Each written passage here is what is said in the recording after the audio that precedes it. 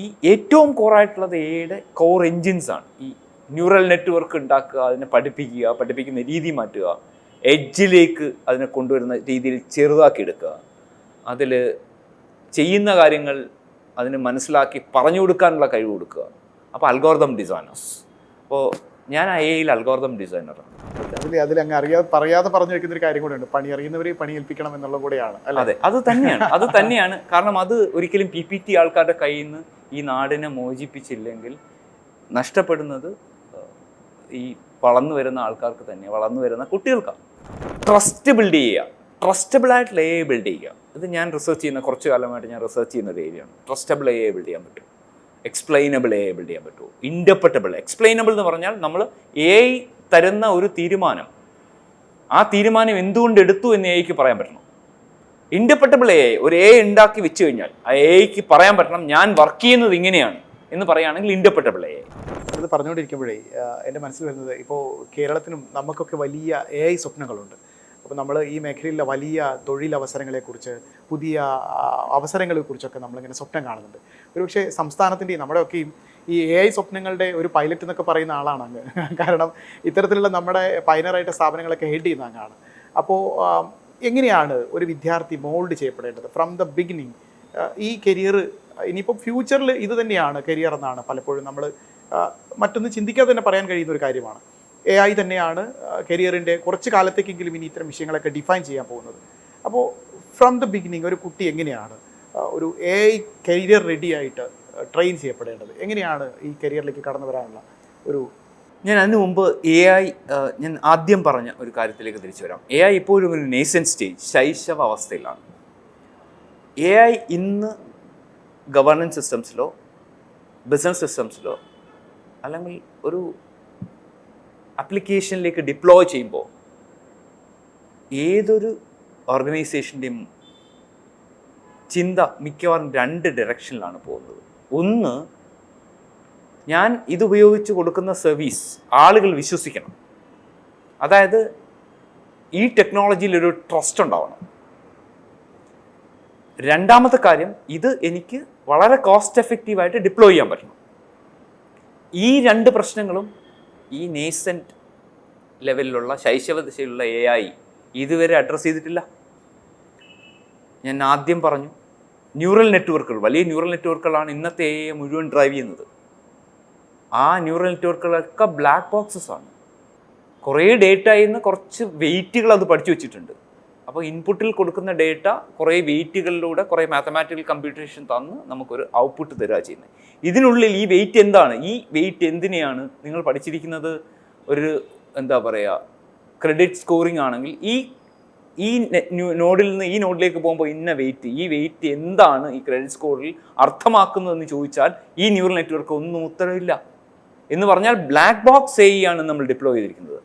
Black box AI white box AI ആക്കിയാൽ മാത്രമേ, അതിലാണ് ഞാൻ നേരത്തെ പറഞ്ഞ റെഗുലേഷൻ പറയുന്നു, എക്സ്പ്ലനേഷൻ വേണം, അത് റെസ്പോൺസിബിളായിട്ട് ഉപയോഗിക്കണം. അപ്പോൾ ട്രസ്റ്റ് ബിൽഡ് ചെയ്യുക, ട്രസ്റ്റബിളായിട്ടുള്ള AI ബിൽഡ് ചെയ്യുക. ഇത് ഞാൻ റിസർച്ച് ചെയ്യുന്ന കുറച്ച് കാലമായിട്ട് ഞാൻ റിസർച്ച് ചെയ്യുന്ന ഒരു ഏരിയയാണ്. ട്രസ്റ്റബിൾ AI ബിൽഡ് ചെയ്യാൻ പറ്റും, എക്സ്പ്ലെയിനബിൾ AI ബിൽഡ് ചെയ്യാൻ പറ്റുമോ, ഇൻറ്റർപ്രറ്റബിൾ. എക്സ്പ്ലെയിനബിൾ എന്ന് പറഞ്ഞാൽ നമ്മൾ AI തരുന്ന ഒരു തീരുമാനം, ആ തീരുമാനം എന്തുകൊണ്ട് എടുത്തു എന്ന് AIക്ക് പറയാൻ പറ്റണം. ഇൻറ്റർപ്രറ്റബിൾ AI, ഒരു AI ഉണ്ടാക്കി വെച്ച് കഴിഞ്ഞാൽ ആ AIക്ക് പറയാൻ പറ്റണം ഞാൻ വർക്ക് ചെയ്യുന്നത് ഇങ്ങനെയാണ് എന്ന് പറയുകയാണെങ്കിൽ ഇൻറ്റർപ്രറ്റബിൾ AI. തീരുമാനം മാത്രം പറയുകയാണെങ്കിൽ അത് എക്സ്പ്ലെയിനബിൾ AI. ഇൻറ്റർപ്രറ്റബിൾ ആണെങ്കിൽ എക്സ്പ്ലെയിനബിൾ ആവും, പക്ഷേ എക്സ്പ്ലെയിനബിൾ എല്ലാം ഇൻറ്റർപ്രറ്റബിൾ ആവില്ല. കാരണം വർക്ക് ചെയ്യുന്ന രീതി എക്സ്പ്ലെയിനബിൾ പറയണം നിർബന്ധമില്ല. അപ്പോൾ ഇങ്ങനെയുള്ള AI ഇന്ന് വളരെ ലിമിറ്റഡ് ആയിട്ട് അവൈലബിൾ ആയിട്ടുള്ളൂ. അപ്പോൾ ഇതൊരു വലിയ മേഖലയാണ്. ഞാൻ പറഞ്ഞത് ഡീപ് ടെക് എന്ന് ഞാൻ ആദ്യം പറഞ്ഞു. ഇതൊരു ഡീപ് ടെക് മേഖലയാണ്. ഈ ഡീപ് ടെക്കിൽ നമ്മൾ ട്രസ്റ്റബിൾ AI ഉണ്ടാക്കാൻ കഴിയുമെങ്കിൽ, കേരളം ട്രസ്റ്റബിൾ AIയുടെ ഒരു എന്താ പറയുക, രാജ്യാന്തര തലസ്ഥാനമായി മാറാൻ കഴിയുമെങ്കിൽ നമ്മളെ അവോയ്ഡ് ചെയ്യാൻ പറ്റില്ല. കാരണം എനിക്ക് തോന്നുന്നു വളരെ കുറച്ച് മാസങ്ങൾക്ക് ശേഷം യൂറോപ്പിൽ റെഗുലേഷൻ വരികയാണ്, റെഗുലേഷൻ പറയുകയാണ് ട്രസ്റ്റബിൾ AI മതി എന്ന് പറഞ്ഞാൽ കമ്പനികൾക്കെല്ലാം ട്രസ്റ്റബിൾ AI വേണം. അപ്പോൾ ട്രസ്റ്റബിൾ AI എവിടെ നിന്ന് കിട്ടും? അതിനുള്ള റിസോഴ്സ് ആളുകൾ എവിടെ നിന്ന് കിട്ടും? അത് ഉണ്ടാക്കേണ്ട റിസോഴ്സ് ആളുകളെ എവിടെ നിന്ന് കിട്ടും? ആ സൊല്യൂഷൻസ് എവിടെ നിന്ന് കിട്ടും? അപ്പം വളരെ വളരെ ഒരു വർഷത്തിനുള്ളിൽ തന്നെ നമ്മൾ ആ ഒരു മേഖലയിലേക്ക്, ആ ഒരു ഓപ്പർച്യൂണിറ്റി സ്പേസിലേക്ക് എത്തുകയാണ്. രണ്ടാമത്തെ, അതായത് ട്രസ്റ്റ് എന്ന് പറയുന്ന ആസ്പെക്ട്. രണ്ടാമത്തെ ആസ്പെക്റ്റാണ് കോസ്റ്റ്. ഇന്ന് എല്ലാം ക്ലൗഡിലാണ് ഇരിക്കുന്നത്. അപ്പോൾ ടോക്കൺസ് ഉപയോഗിച്ചിട്ടാണ് ഈ ക്ലൗഡിലെ നമ്മൾ ഉപയോഗിക്കുന്നത്. അപ്പോൾ ടോക്കൺസ് കോസ്റ്റ്ലിയാണ്. ഇന്ന് നമുക്ക് തന്നിരിക്കുന്ന ഒന്നും അതിൻ്റെ കോസ്റ്റിലല്ല നമുക്ക് തന്നിരിക്കുന്നത്. അതായത് നമുക്ക് വളരെ എക്സ്പെൻസീവായ യൂറോപ്യൻ കാർസ് കൊണ്ടുവന്ന് 10 ലക്ഷം രൂപയ്ക്ക് ഇവിടെ വിറ്റാൽ നമ്മളെല്ലാം വാങ്ങും. കാരണം ആ എക്സ്പീരിയൻസ് ആണ്. അവർക്കറിയാം ഈ കാർ 10 ലക്ഷം രൂപയ്ക്ക് കൊടുക്കാൻ പറ്റില്ല, നമുക്കും അറിയാം. പക്ഷെ അത് കിട്ടുന്നതുകൊണ്ട് നമ്മൾ ഉപയോഗിക്കുന്നു. കുറേ കഴിയുമ്പോൾ ശീലമാവും. വേറെ കാറില്ലാതെ വരുമ്പോൾ നമ്മൾ 50 ലക്ഷം രൂപയ്ക്ക് ഈ കാർ തന്നെ വാങ്ങാനുള്ള അവസ്ഥയിലേക്ക് എത്തും. അപ്പോൾ നമ്മൾ ഇന്ന് നമ്മുടെ മുന്നിൽ പ്ലേസ് ചെയ്തിരിക്കുന്നത്, നമുക്ക് തന്നിരിക്കുന്നത് അതിൻ്റെ ആക്ച്വൽ കോസ്റ്റിലല്ല, ഹൈലി സബ്സിഡൈസ് കോസ്റ്റിലാണ്. ഇതൊക്കെ ക്ലൗഡിലാണുള്ളത്. അപ്പം നമ്മളൊരു കാര്യം ഉപയോഗിച്ച് ചെയ്യുമ്പോൾ, നമ്മൾ ചോദ്യം ചോദിക്കുമ്പോൾ ഇത് ക്ലൗഡിൽ പോയി ഉത്തരം പറയുകയാണ്. നമ്മൾ ചോദിക്കുന്ന ചോദ്യം നമ്മുടെ ഫിനാൻഷ്യൽ കാര്യങ്ങളാവാം, നമ്മുടെ ഫേഷ്യൽ ഡേറ്റ ആവാം. ഇതുപയോഗിച്ചൊരു ലോക്ക് തുറക്കാം. അപ്പോൾ ഈ ഡേറ്റ എല്ലാം ക്ലൗഡിൽ പോവുകയാണ്. ഒന്ന്, ഇത് വയബിൾ ആണോ? അതാണ് ഒന്നാമത്തെ ചോദ്യം. സെക്യൂരിറ്റി പ്രശ്നമുണ്ട്. ഇതിന് പകരം നമുക്ക് നമ്മുടെ അടുത്തേക്ക് കൊണ്ടുവരാൻ പറ്റും. ക്ലൗഡ് പകരം എഡ്ജ് ഉണ്ടാക്കാൻ പറ്റും. ലോക്കൽ ഡിപ്ലോയ്മെൻറ്റ് പോസിബിളാണ്. കഴിഞ്ഞ ദിവസങ്ങളിൽ ഒരാഴ്ചക്കുള്ളിൽ NVIDIAയുടെ ഫൗണ്ടർ ഒരു ബോക്സ് കാണിച്ചിട്ടുണ്ടായിരുന്നു. എനിക്ക് തോന്നുന്നു $500 മറ്റോ താഴെയുള്ള ഒരു ബോക്സാണ്. ആ ബോക്സിൽ നമുക്കൊരു AI എഞ്ചിനെ അവിടെ ഓടിക്കാൻ പറ്റും വീട്ടിൽ. അതായത് ക്ലൗഡിൽ വേണ്ട, നമ്മുടെ ലാപ്ടോപ്പിൽ കണക്ട് ചെയ്താൽ, നമ്മുടെ ഹോം ഓട്ടോമേഷനിൽ കണക്ട് ചെയ്താൽ, നമ്മളുടെ സ്കൂളിൽ കണക്ട് ചെയ്താൽ AI ഇവിടെ വന്നിരിക്കും. അപ്പോൾ എഡ്ജിലേക്ക് കൊണ്ടുവന്നാൽ ഈ ക്ലൗഡിൻ്റെ കോസ്റ്റ് ഇല്ല. അതായത് ലോ കോസ്റ്റ് AI ഇൻഫ്രാസ്ട്രക്ചർ നമുക്ക് എഡ്ജിലേക്ക് കൊണ്ടുവരാൻ പറ്റുമോ? ഈ ചോദ്യമാണ് രണ്ടാമത്തെ ചോദ്യം. അങ്ങനെയാണെങ്കിൽ ഇതെല്ലാം ഡിപ്ലോയബിൾ ആവും. അല്ലെങ്കിൽ ഈ ക്ലൗഡിൻ്റെ കോസ്റ്റ്, ഞാൻ ആദ്യം പറഞ്ഞല്ലോ, അത് സബ്സിഡൈസ് കോസ്റ്റാണ്. ആ സബ്സിഡൈസ് കോസ്റ്റ് പോലും നമ്മൾ വലിയ കോസ്റ്റായിട്ടാണ് നമ്മളെ ഇന്ത്യൻ സ്റ്റാൻഡേർഡ്സിൽ. അപ്പോൾ അത് ശരിക്കും കോസ്റ്റിലേക്ക് അവർ മൂവ് ചെയ്താൽ നമുക്ക് ഒരിക്കലും അത് അഫോർഡ് ചെയ്യാൻ പറ്റില്ല.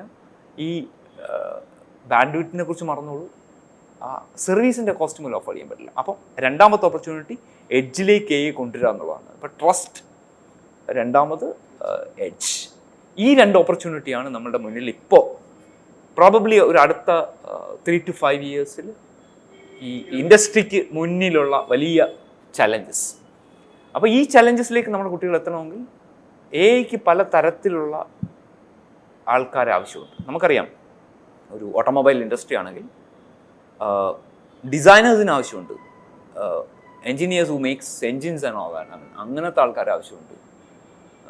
പിന്നെ ഈ ഫാക്ടറീസ് വർക്കേഴ്സ്, ഫാക്ടറി ഉള്ള ആൾക്കാർ ആവശ്യമുണ്ട്. മെയിൻറ്റെയിൻ ചെയ്യാനുള്ള വർക്ക്ഷോപ്സിൻ്റെ ആൾക്കാർ ആവശ്യമുണ്ട്.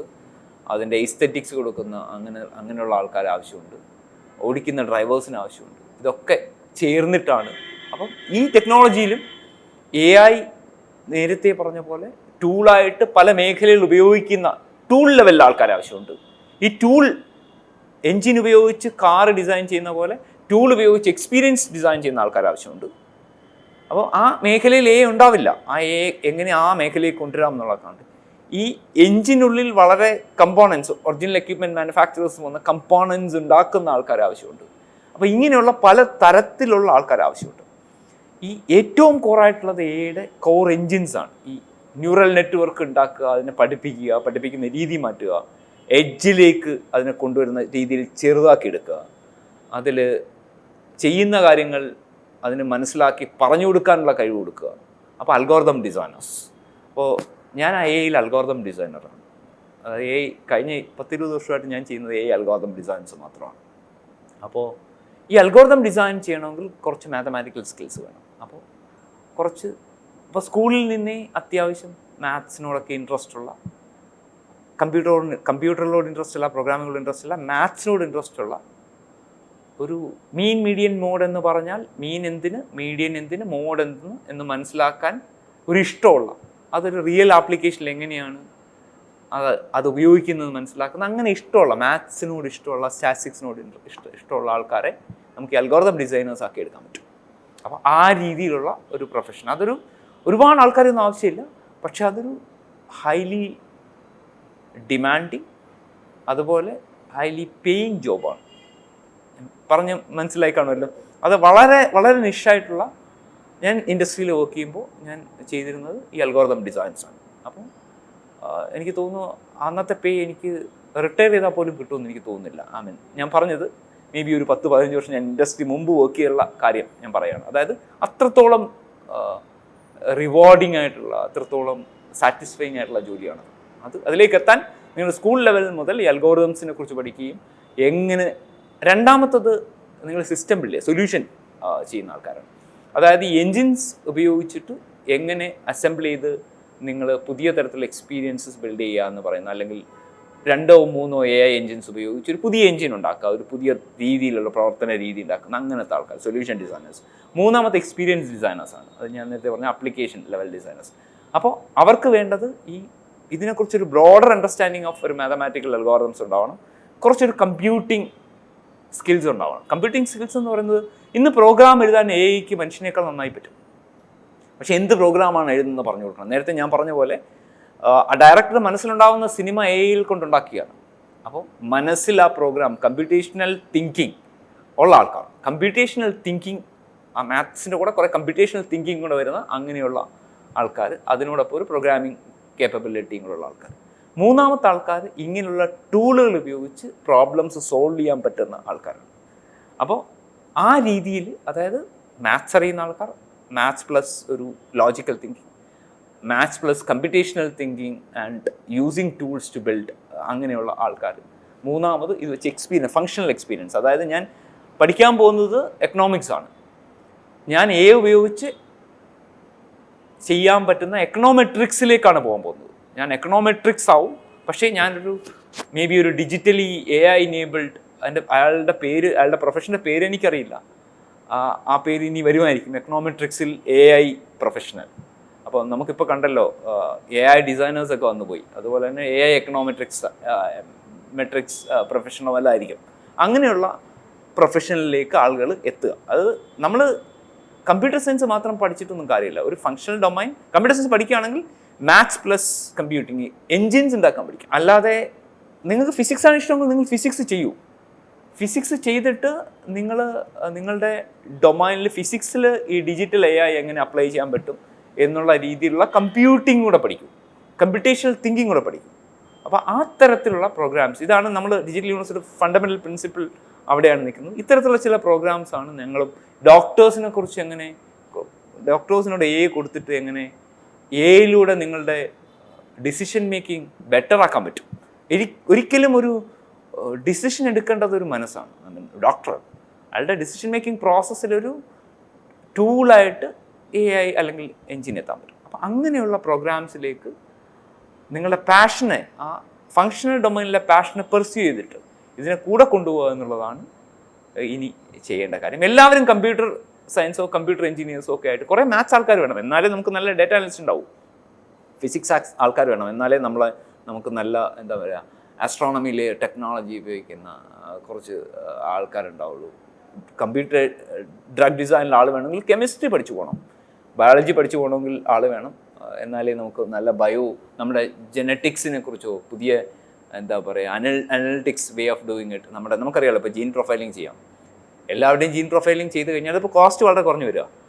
പ്രൊഫൈലിംഗ് ചെയ്ത് കഴിഞ്ഞാൽ നമുക്കറിയാൻ പറ്റും ഇത്ര വയസ്സിൽ ഈ സ്വിച്ച് ഓൺ ആവും, ഇപ്പോൾ നിങ്ങൾക്ക് ഈ അസുഖം വരും, അല്ലെങ്കിൽ ഇന്ന പ്രശ്നങ്ങൾ വരും. അപ്പോൾ പ്രിസിഷൻ മെഡിസിൻ. അപ്പോൾ അത് പഠിച്ചിട്ട് ഇത് ഉപയോഗിക്കാനൂടെ കഴിയുക. അപ്പോൾ ആ രീതിയിലേക്കുള്ള പ്രോഗ്രാംസ്, അതായത് മെയിൻ സ്ട്രീമിൽ എല്ലാവരെയും ഈ പ്രോഗ്രാമിംഗ് ഒക്കെ പഠിപ്പിച്ച്, പ്രോഗ്രാമിംഗ് വേണം, അതൊരു കമ്പ്യൂട്ടേഷണൽ തിങ്കിങ്ങിന് വേണ്ടിയിട്ടാണ്.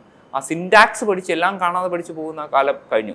കാരണം ക്ലൗഡ് കോഡിന് എഴുതാൻ പറ്റുന്ന തരത്തിലുള്ള കോഡ് നല്ല പ്രോഗ്രാമർക്ക് എഴുതാൻ ബുദ്ധിമുട്ടാണ്. അപ്പോൾ കോഡ് എങ്ങനെ വേണമെന്ന് മാത്രം അറിഞ്ഞാൽ മതി, ആ കമ്പ്യൂട്ടേഷണൽ തിങ്കിങ് മാത്രം മതി. ആ രീതിയിലേക്ക് നമുക്ക് എഡ്യൂക്കേഷൻ സിസ്റ്റം മാറ്റി എല്ലാ തരത്തിലുള്ള കോഴ്സുകളിലും ഇത് ഉപയോഗിച്ച് കാര്യങ്ങൾ ചെയ്യാൻ പഠിപ്പിക്കണം. അല്ലാതെ അവരെ ഈ കമ്പ്യൂട്ടർ സയൻസും കൂടെ ഒരു അഡീഷണൽ സബ്ജക്റ്റായിട്ട് പോകരുത്. ഫിസിക്സ് പഠിക്കുമ്പോൾ ഫിസിക്സിൽ ഈ ടെക്നോളജി ഉപയോഗിച്ച് എന്തൊക്കെ മാറ്റങ്ങൾ വരുന്നുണ്ട് എന്ന് പഠിപ്പിക്കുന്ന രീതിയിലേക്ക് എഡ്യൂക്കേഷൻ സിസ്റ്റം മാറിയാൽ മാത്രമേ നമുക്ക് നമ്മുടെ യങ് മൈൻഡ്സിനെ എംപവർ ചെയ്യാൻ പറ്റുള്ളൂ. അല്ലാതെ ഒരു additional AI computer science course കൂടെ അതിൽ വന്നിട്ട് പ്രത്യേകിച്ച് കാര്യമൊന്നും ഇല്ല എന്നാണ് എനിക്ക് തോന്നുന്നത്. കാരണം അതൊരിക്കലും എന്താ പറയുക പ്രൊഡക്റ്റീവ് ആവില്ല. ആ കുട്ടി ചിന്തിക്കണം ഫിസിക്സിൽ ഈ ടെക്നോളജി എന്ത് വ്യത്യാസം വരുത്തും. കാരണം അവനിഷ്ടം അല്ലെങ്കിൽ അവൾക്കിഷ്ടം AI ആണ്, അല്ല അവർക്കിഷ്ടം ഫിസിക്സ് ആണ്.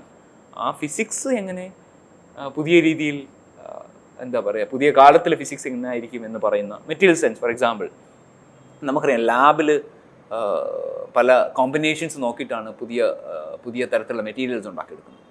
ഈ മെറ്റീരിയൽസ് ഉണ്ടാക്കിയെടുക്കുക എന്ന് പറയുന്ന ബുദ്ധിമുട്ടാണ്. അത് ലാബിൽ പോയി ചെയ്യുക, അതിനൊരു കോസ്റ്റൊക്കെ ഉണ്ട്. ഇതിനിപ്പോൾ മുമ്പ് എന്താ ചെയ്യാൻ പറ്റുക, നമുക്ക് ഡിജിറ്റലി ഇതെല്ലാം നോക്കിയിട്ട് പഴയ റിസർച്ച് എല്ലാം നോക്കിയിട്ട് ഈ ഡിജിറ്റലി കമ്പ്യൂട്ടർ പറഞ്ഞിട്ട് ഈ കോമ്പിനേഷന് ഇന്ന ആൾ റിസർച്ച് ചെയ്തപ്പോൾ പ്രശ്നം ഉണ്ടായിരുന്നു. സോ ഈ അവർ ആയിരക്കണക്കിന് പതിനായിരക്കണക്കിന് ലക്ഷക്കണക്കിന് പരീക്ഷണങ്ങൾ ഡിജിറ്റലി ചെയ്തിട്ട് അതിൽ നിന്ന് തരുന്ന ഒരു 5 പരീക്ഷണമായിരിക്കും ലാബിൽ ആക്ച്വലി ചെയ്ത് നോക്കുക. അങ്ങനെയാണെങ്കിൽ മെറ്റീരിയൽ സയൻസിൽ ഡിജിറ്റൽ മെറ്റീരിയൽ സയൻസ് എന്ന് പറയുന്ന ഒരു ഡൊമൈനിന് പൊട്ടൻഷ്യലുണ്ട്. ഇത് നമ്മുടെ മുമ്പിൽ കണ്ടതാണ്. നമ്മുടെ പാൻഡമിക്കിന് കോമ്പിനേഷൻസ് ഓഫ് മെഡിസിൻസ് വന്നത് ഡിജിറ്റൽ ലാബിൽ നിന്നാണ് ഫിസിക്കൽ ലാബിലേക്ക് പോകുന്നത്. അപ്പം അത്തരത്തിലുള്ള ഒരു റീതിങ്കിങ് ഓൺ എഡ്യൂക്കേഷൻ. കഴിഞ്ഞ ദിവസം കൂടെ അങ്ങനെ ഒരു വാർത്ത ഉണ്ടായിരുന്നു, ഒരു കോവിഡ് വാക്സിൻ ഇത്തരത്തിൽ AI വികസിപ്പിച്ചു. ഇപ്പോൾ സിലിക്കൻ വാലിയിൽ കുറച്ച് അങ്ങനത്തെ കമ്പനികളായിട്ട് ഞങ്ങൾ ഇൻട്രാക്ട് ചെയ്തു. ഞങ്ങൾ കുറച്ച് പ്രോജക്ട്സ് ഒക്കെ അങ്ങനെ ബ്ലോക്ക് ചെയിൻ അക്കാഡമിയുടെ ഭാഗമായിട്ടുണ്ട്. അവിടുത്തെ കമ്പനികൾക്ക് വേണ്ടി നമ്മൾ ചില എന്താ പറയുക പ്രോഡക്ട്സ് ഒക്കെ ഡെവലപ്പ് ചെയ്യാറൊക്കെ ഉണ്ട്, പ്രൂഫ് ഓഫ് കൺസെപ്റ്റ്സും പ്രോഡക്ട്സ് ഒക്കെ. അപ്പം ഞങ്ങൾ മനസ്സിലാക്കിയത് പുതിയ തന്മാത്രകൾ ഉണ്ടാക്കി ആ തന്മാത്രകൾ കൊണ്ട് എന്ത് ചെയ്യാൻ പറ്റും, ഈ തന്മാത്ര അത് ഇങ്ങനെയുള്ള പ്രോപ്പർട്ടി മെഡിക്കൽ പ്രോപ്പർട്ടീസ് ഉണ്ട്, ഇന്ന പ്രോപ്പർട്ടീസ് ബാറ്ററിയിൽ ഉണ്ടാവും, ഇന്ന പ്രോപ്പർട്ടീസ് പ്രോബബ്ലി ഒരു എയർ ബേസിക്കലി ഒരു എയറോസ്പേസിൽ ഉണ്ടാക്കാം. ഈ മോളിക്യൂളാണ്. ഈ മോളിക്യൂൾ മനുഷ്യന് ഉപയോഗിച്ചാൽ ഇന്ന അസുഖങ്ങൾക്ക് പറ്റും. ഈ മോളിക്യൂൾ ഒന്ന് റീപ്ലേസ് ചെയ്ത് വേറൊരു തരത്തിലാക്കി കഴിഞ്ഞാൽ യു ഗെറ്റ് പ്ലെയിൻ്റെ എന്തെങ്കിലും ചെയ്യാം, അല്ലെങ്കിൽ ഒരു റോക്കറ്റിൻ്റെ ഇന്ന പ്രോപ്പർട്ടി ബാറ്ററിക്കകത്ത് ഇത് വെച്ച് കഴിഞ്ഞാൽ ചാർജ് കൂടുതൽ നിൽക്കുമെന്നൊക്കെ പറയുന്ന രീതിയിലുള്ള കുറേ മോളിക്യൂൾസ്, പല പ്രോപ്പർട്ടീസുള്ള മോളിക്യൂൾസ് ഉണ്ടാക്കി അതിൻ്റെ പെർമിറ്റേഷൻസും കോമ്പിനേഷൻസും വെച്ചിട്ട് അതൊക്കെ വിൽക്കാൻ ശ്രമിക്കുന്ന കമ്പനികളാണ് എനിക്ക് തോന്നുന്നു ഇന്ന് സോഫ്റ്റ്വെയർ IP കൂടുതൽ. അതായത് bio IP, AI generated bio IP which can be lab verified and used. അങ്ങനെയുള്ള കമ്പനികളുടെ ഒരു വലിയ അമേരിക്കയിൽ നടക്കുന്ന ഒരു വലിയ വിപ്ലവം തന്നെയാണ് ഉണ്ട്. ഇത് നമുക്കും ചെയ്യാവുന്നതാണ്. കാരണം ഇതിന് വലിയ ഇൻഫ്രാസ്ട്രക്ചർ ഉണ്ട്. ഡിജിറ്റൽ എംപവേർഡ് ആയിട്ടുള്ള മൈൻഡും കമ്പ്യൂട്ടേഷണൽ ഇൻഫ്രാസ്ട്രക്ചറും കൊടുത്താൽ മതി. അപ്പോൾ എനിക്ക് പറയാനുള്ളത് ഇതാണ്, കുട്ടികൾ അവർക്ക് എന്താണോ പാഷൻ അത് പെർസ്യൂ ചെയ്തിട്ട് അതിൽ ഡിജിറ്റലി ഇനേബിൾഡ് ആവുക ഒന്ന്. രണ്ടാമത് ഗവൺമെൻറ്റൽ പോളിസീസ് നമ്മൾ AI ഇപ്പോൾ ക്യാബിനറ്റ് ലെവലിലൊക്കെ വരികയാണ്. അപ്പോൾ ഒരു പ്രൈമർലി നമ്മുടെ സിസ്റ്റംസിൽ തന്നെ അങ്ങനെയുള്ള എഡ്യൂക്കേഷൻ സിസ്റ്റംസിൽ തന്നെ ഇങ്ങനെ ഓരോ മേഖലയിലും ഉപയോഗിക്കുന്നതിനെക്കുറിച്ച് അല്ല ഒരു അഡീഷണൽ കോഴ്സായിട്ട് വരാതെ അതിനെക്കുറിച്ചുള്ള ഒരു രീതിയിൽ നമ്മുടെ പഠന രീതികൾ മാറുക. നമ്മൾ അതിന് വേണ്ടിയുള്ള ഇൻഫ്രാസ്ട്രക്ചർ കൊടുക്കുക. നമ്മൾ ഇവാഞ്ചലിസം വിട്ടിട്ട് നമ്മൾ കൺസ്യൂമറിസം വിട്ടിട്ട് നമ്മൾ ആക്ച്വലി ചെയ്യുന്ന ആൾക്കാർ അങ്ങനെയുള്ള ആൾക്കാരായിട്ട് മാറുകയാണെങ്കിൽ മാത്രമേ നമ്മൾ ഈ ചെയ്യുന്ന കാര്യം. നമ്മൾ ഈ ഓക്സ്ഫോർഡിലൊക്കെ പറയുന്ന കോഴ്സുകൾ പോലെ PPE എന്നൊക്കെ പറയുന്ന പോലെ പബ്ലിക് അഡ്മിനിസ്ട്രേഷൻ, ഫിലോസഫി, എക്കണോമിക്സ് എന്നൊക്കെ പറയുന്ന പോലെയുള്ള കോമ്പിനേഷൻസ് കൊണ്ടുവരണം. കോമ്പിനേഷൻസ് കൊണ്ടുവരുന്ന മാത്രമല്ല, താങ്കൾ പറഞ്ഞത് ഇതിനൊരു ഒരു ഫിലോസഫി ഉണ്ട്.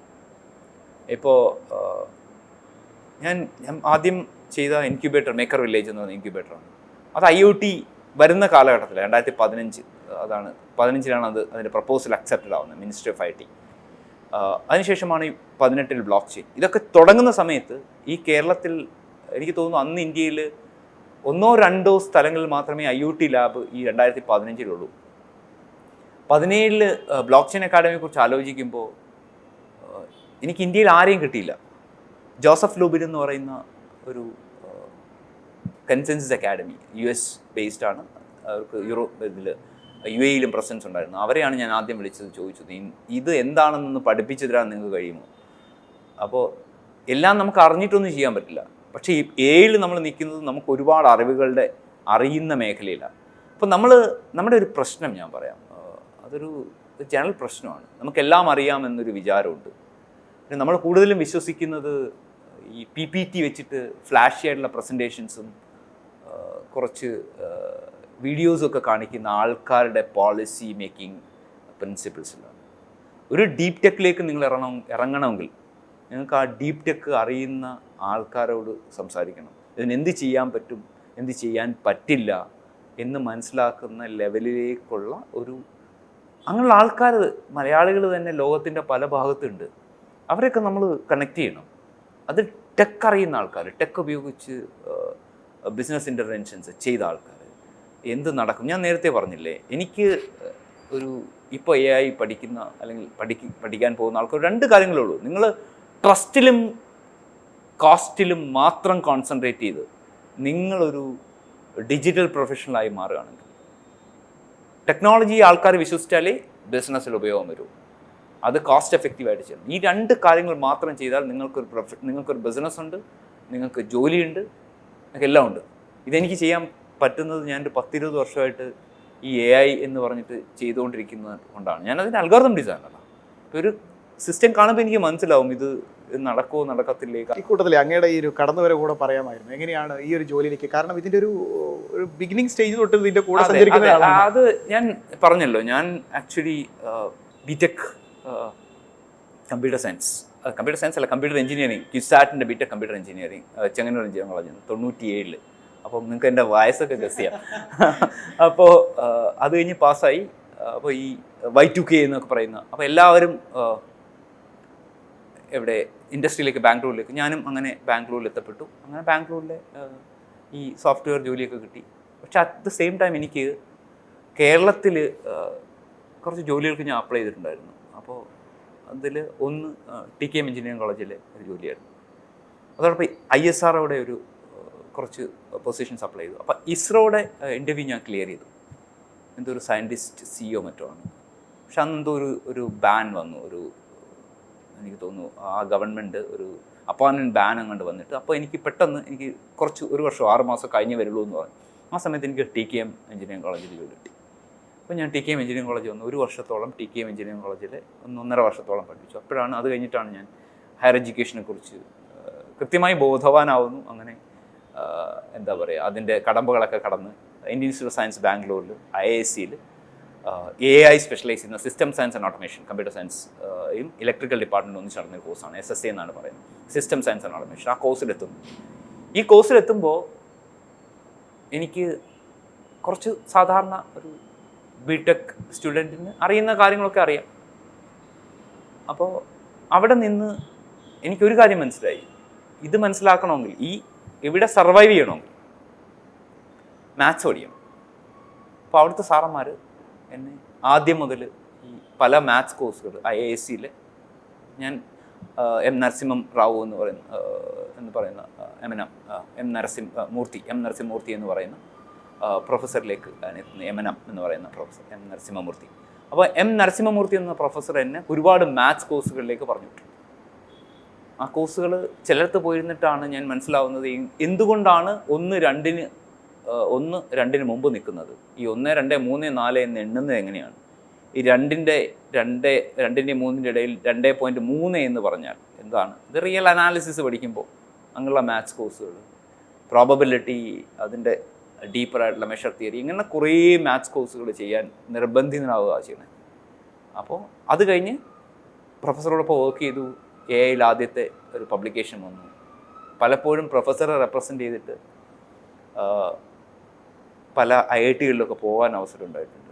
അപ്പോൾ അത് കഴിഞ്ഞപ്പോൾ പ്രൊഫസർ എന്നോട് പറഞ്ഞു, നീ എന്തായാലും PhDക്ക് അപ്ലൈ ചെയ്യണം. അങ്ങനെ ഞാൻ PhDയുടെ കടമ്പകളിലേക്ക്, ഇൻ്റർവ്യൂ സെലക്ഷൻ പ്രോസസ്സിലേക്ക് കടന്നു. അങ്ങനെ ഇമ്മീഡിയറ്റ്ലി MTech കഴിഞ്ഞ ഉടൻ തന്നെ, ME മാസ്റ്റർ ഓഫ് എഞ്ചിനീയറിംഗ് കഴിഞ്ഞ ഉടൻ തന്നെ എനിക്ക് AIലൊരു പേപ്പർ, 1 2 പേപ്പർ എനിക്ക് അപ്പോൾ എഴുതിയിട്ടുണ്ടായിരുന്നു. അത് കഴിഞ്ഞ് ആ മേഖലയിലേക്ക് PhDയിലേക്ക് എത്തി. PhD എത്തി, AI കണ്ടിന്യൂ ചെയ്തു. അത് ഒരു വളരെ വലിയ ഓപ്പർച്യൂണിറ്റി വിൻഡോസ് ഓപ്പൺ ചെയ്തത്. 2004 എനിക്ക് ലോറി പേജിനെയും സർജി ബ്രിഡിനെയും നേരിട്ട് കണ്ട് അവരോടൊപ്പം ബാംഗ്ലൂരിൽ അവരുടെ ഇനോഗ്രൽ ഡിന്നറിൽ അറ്റൻഡ് ചെയ്യാനുള്ള ഒരവസരം കിട്ടി. ഞാൻ അവരോട് താങ്കളോട് സംസാരിക്കുന്ന പോലെ ഇരുന്ന് സംസാരിച്ചിട്ടുണ്ട്. ലോറി പേജ്, ഗൂഗിളിൻ്റെ ഫൗണ്ടേഴ്സ്. അപ്പോൾ അന്ന് ഞാൻ വർക്ക് ചെയ്ത ഒരു ഏരിയ എന്ന് പറയുന്നത് ഈ സോഫ്റ്റ് കമ്പ്യൂട്ടിംഗ് എന്ന് പറയും. അതായത് നമ്മൾ കുറേ ഡേറ്റയെ ഗ്രൂപ്പ് ചെയ്യുമ്പോൾ ഓവർലാപ്പ് ചെയ്യുന്ന ഗ്രൂപ്പുകളുണ്ടാവും. അപ്പോൾ അങ്ങനത്തെ ഗ്രൂപ്പുകളെ കണ്ടുപിടിക്കാൻ പറ്റുമോ എന്നുള്ളത് പബ്ലിക്കേഷനൊക്കെ ഉണ്ടായിരുന്നു. അപ്പോൾ കൃഷ്ണ ഭരത് എന്ന് പറയുന്ന എനിക്കൊരു ഗൂഗിൾ ഫെലോ, അദ്ദേഹത്തിന് നമ്മൾ പ്രൊഫസർ കണക്ട് ചെയ്തിട്ടുണ്ട്. അദ്ദേഹമാണ് എന്നെ അവിടെ എത്തിക്കുന്നത്, ആ ലോറി പേജിൻ്റെ ഫ്രണ്ട് എത്തിക്കുന്നത്. അപ്പോൾ പരിചയപ്പെടുത്തി ഇതിൽ വർക്ക് ചെയ്യാൻ ഇൻറ്റേൺഷിപ്പ് ചെയ്യാൻ പറ്റുമോ എന്ന് ചോദിച്ചു. അങ്ങനെ ഞങ്ങൾ കുറച്ച് അതിൽ കൊളാബറേറ്റ് ചെയ്ത് പോയിട്ടുണ്ട്. അപ്പോൾ വലിയ ഓപ്പർച്യൂണിറ്റി വിൻഡോ വന്നു. അപ്പോൾ അതിൽ നിന്ന് ഞാൻ ഇറങ്ങാറാകുമ്പോൾ PhD കംപ്ലീറ്റ് ചെയ്താകുമ്പോൾ അമേരിക്ക ഓൺലൈനിൻ്റെ ഒരു ഡെലിഗേഷൻ US നിന്നൂടെ വരികയാണ്. അവർ ബാരി ആപ്പിൾമാൻ എന്ന് പറയുന്ന AOL ഇൻസ്റ്റൻറ്റ് മെസ്സഞ്ചർ എന്ന് പറയുന്ന അതിൻ്റെ പേറ്റൻ്റ് ഉള്ള ബാരി ആപ്പിൾമാൻ, അദ്ദേഹമാണ് അവിടെ ഉണ്ടായിരുന്നത്. അതും കൂടെ നാസയിലൊരു സയൻറ്റിസ്റ്റും അവിടെ ഉണ്ടായിരുന്നു. പുള്ളി ജോഷ് ആൽസ്പെക്ടർ എന്നാണ് പുള്ളി. അപ്പോൾ AOLിലേക്ക് വന്നിട്ടുണ്ട്. അപ്പോൾ AOLിൻ്റെ ജോയിൻ ചെയ്യാൻ പോകും.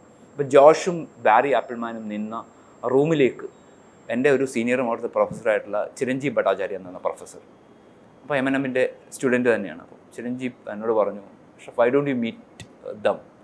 ഞാൻ അങ്ങനെ ആ ഒരു അവരിയ്ക്കുന്ന മുറിയിലേക്ക് ഈ പ്രൊഫസർ ചിരഞ്ജീവ് പറഞ്ഞതുകൊണ്ട് കയറിപ്പോയി അവരെന്നോട് കാര്യങ്ങളൊക്കെ ചോദിച്ചപ്പോൾ അന്ന് ഞാൻ ചെയ്തുകൊണ്ടിരുന്ന ഒരു അൽഗോരിതത്തിനെ കുറിച്ച് സംസാരിച്ചു. അൽഗോരിതം മണിക്കൂറുകളോ അല്ലെങ്കിൽ ദിവസങ്ങളോ ചെയ്യുന്ന ഒരു കാര്യത്തിനെ മിനിറ്റുകളിലേക്കോ സെക്കൻഡുകളിലേക്കോ കുറച്ച് ചെയ്യാൻ കഴിയും എന്ന് ഞാൻ മാത്തമാറ്റിക്കലി പ്രൂവ് ചെയ്തു. ഡേറ്റ ഉപയോഗിച്ച് എക്സ്പെരിമെൻ്റലി കാണിച്ചു കൊടുത്തിട്ട് അത് MITയുടെ ഒരു കോൺഫറൻസിൽ പബ്ലിഷ് ചെയ്തു. ഈ വർക്ക് 4 പേജേ ഉള്ളൂ ആ പേപ്പർ. ഈ പേപ്പറിൽ ചെയ്ത കാര്യം ഞാൻ അവരുടെ അടുത്ത് ബോർഡിൽ എഴുതി കാണിച്ചു. ഇതാണ് ഞാൻ ഇപ്പോൾ ചെയ്യുന്നത്. Very good, will you B free tomorrow എന്ന് ചോദിച്ചു. ഞാൻ പറഞ്ഞു അവൈലബിൾ ആണ്. അന്ന് വൈകുന്നേരം തന്നെ അമേരിക്ക ഓൺലൈൻ്റെ US നിന്നും ബാംഗ്ലൂർ ഓഫീസിൽ നിന്ന് വിളിക്കുകയാണ്. എന്നിട്ട് പറഞ്ഞു എൻ്റെ ഒരു റെസ്യൂമെ വേണം, പാസ്പോർട്ട് വേണം. അപ്പോൾ ഞാൻ ചോദിച്ചു എന്തിനാണ്. അപ്പോൾ എനിക്കറിയില്ല, ഇവരെന്നെ റിക്രൂട്ട് ചെയ്യണം. അങ്ങനെ അവർ എൻ്റെ റെസ്യൂമെ മേടിക്കുന്നു. അവരെനിക്കൊരു ഓഫർ തരുന്നു. അപ്പോൾ പാരലി ഞാൻ വേറെ പല ഓഫറുകളും ക്രാക്ക് ചെയ്ത് വെച്ചിട്ടുണ്ട്. ഈ AOL ഞാൻ ഒരിക്കലും ക്രാക്ക് ചെയ്തിട്ടില്ല. പക്ഷേ അവരുടെ ഓഫർ ഭയങ്കര നല്ലതായിരുന്നു. ഞാൻ ഡയറക്റ്റ്ലി ഈ ജോഷ് ആൽസ്പെക്ടറിനാണ് റിപ്പോർട്ട് ചെയ്യുന്നത്. എനിക്ക് ഇന്ത്യയിൽ ഇരിക്കാനൊരു സ്ഥലമേ ഉള്ളൂ. അപ്പോൾ ഞാൻ ഡെളസ് ഓഫീസിലാണ് എൻ്റെ അപ്പോയിൻമെൻറ്റ്. അപ്പോൾ അങ്ങനെ ഞാൻ ഇൻഡസ്ട്രിയിലേക്ക് എത്തുകയാണ്. ഒരു 3-4 വർഷം ഇൻഡസ്ട്രിയുടെ AI എങ്ങനെയാണ് നടക്കുന്നത്. ഇതിൻ്റെ ഇടയ്ക്ക് ഞാൻ പറഞ്ഞ പോലെ നേരത്തെ IBM IR ഇന്ത്യ റിസർച്ച് ലാബിൻ്റെ കൊളാബറേഷനിൽ വർക്ക് ചെയ്യാൻ പറ്റിയിട്ടുണ്ട്. അവരെനിക്ക് ഒരു സ്കോളർഷിപ്പൊക്കെ തന്നിട്ടുണ്ടായിരുന്നു. എൻ്റെ PhD പഠന കാലഘട്ടത്തിൽ തന്നെ പല സ്കോളർഷിപ്പ് ഇവരൊക്കെ തന്നതാണ്. ഗവൺമെൻറ് ഇതല്ലാതെ സ്കോളർഷിപ്പ്. അപ്പോൾ കുറേ കമ്പനികളുമായിട്ട് വർക്ക് ചെയ്യാനൊക്കെ ഉള്ളൊരു അവസരം വന്നു.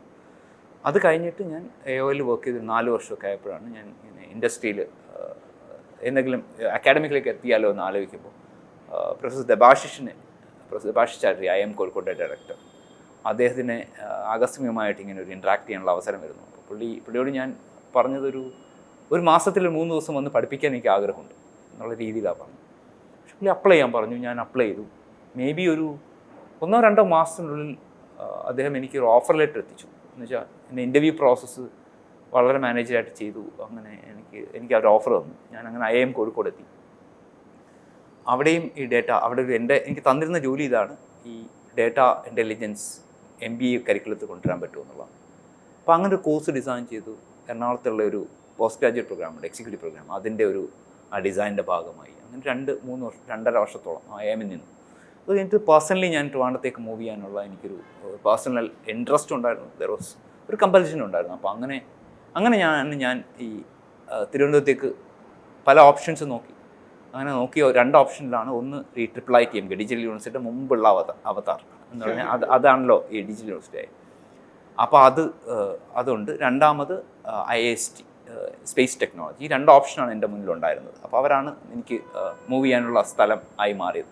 IIST കുറച്ച് ദൂരെ ആയതുകൊണ്ട് ഈ ചെറിയ IIITMKയിൽ വന്ന് നിൽക്കാമെന്ന് ഞാൻ തീരുമാനിച്ചു. അങ്ങനെയാണ് ഞാൻ കേരളത്തിലേക്ക് എത്തുന്നത്. എനിക്കൊരു 2-3 വർഷത്തെ ഇവിടെ നിന്നിട്ട് തിരിച്ചു പോവുക എന്നുള്ളതായിരുന്നു.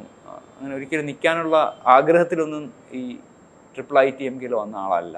പക്ഷെ അപ്പോൾ എഴുതി കുറച്ച് എന്താ പറയുക, പുതിയ പ്രോജക്ട്സിലേക്ക് പിടിച്ചതിനേക്കാൾ കൂടുതൽ പ്രോജക്ട്സ് എഴുതാനുള്ള അവസരങ്ങൾ അന്നത്തെ അഡ്മിനിസ്ട്രേഷനൊക്കെ തന്നു. അപ്പോൾ ആ പുതിയ പ്രോജക്റ്റ് എഴുതി 2015 ഈ കുറച്ച് ആൾക്കാരുണ്ട്, കുറച്ചധികം ഇതിൻ്റെ കൂടെ വർക്ക് ചെയ്ത ഇൻഡസ്ട്രിയിൽ ആൾക്കാരുണ്ട്, പേരൊന്നും ഞാൻ പറയുന്നില്ല.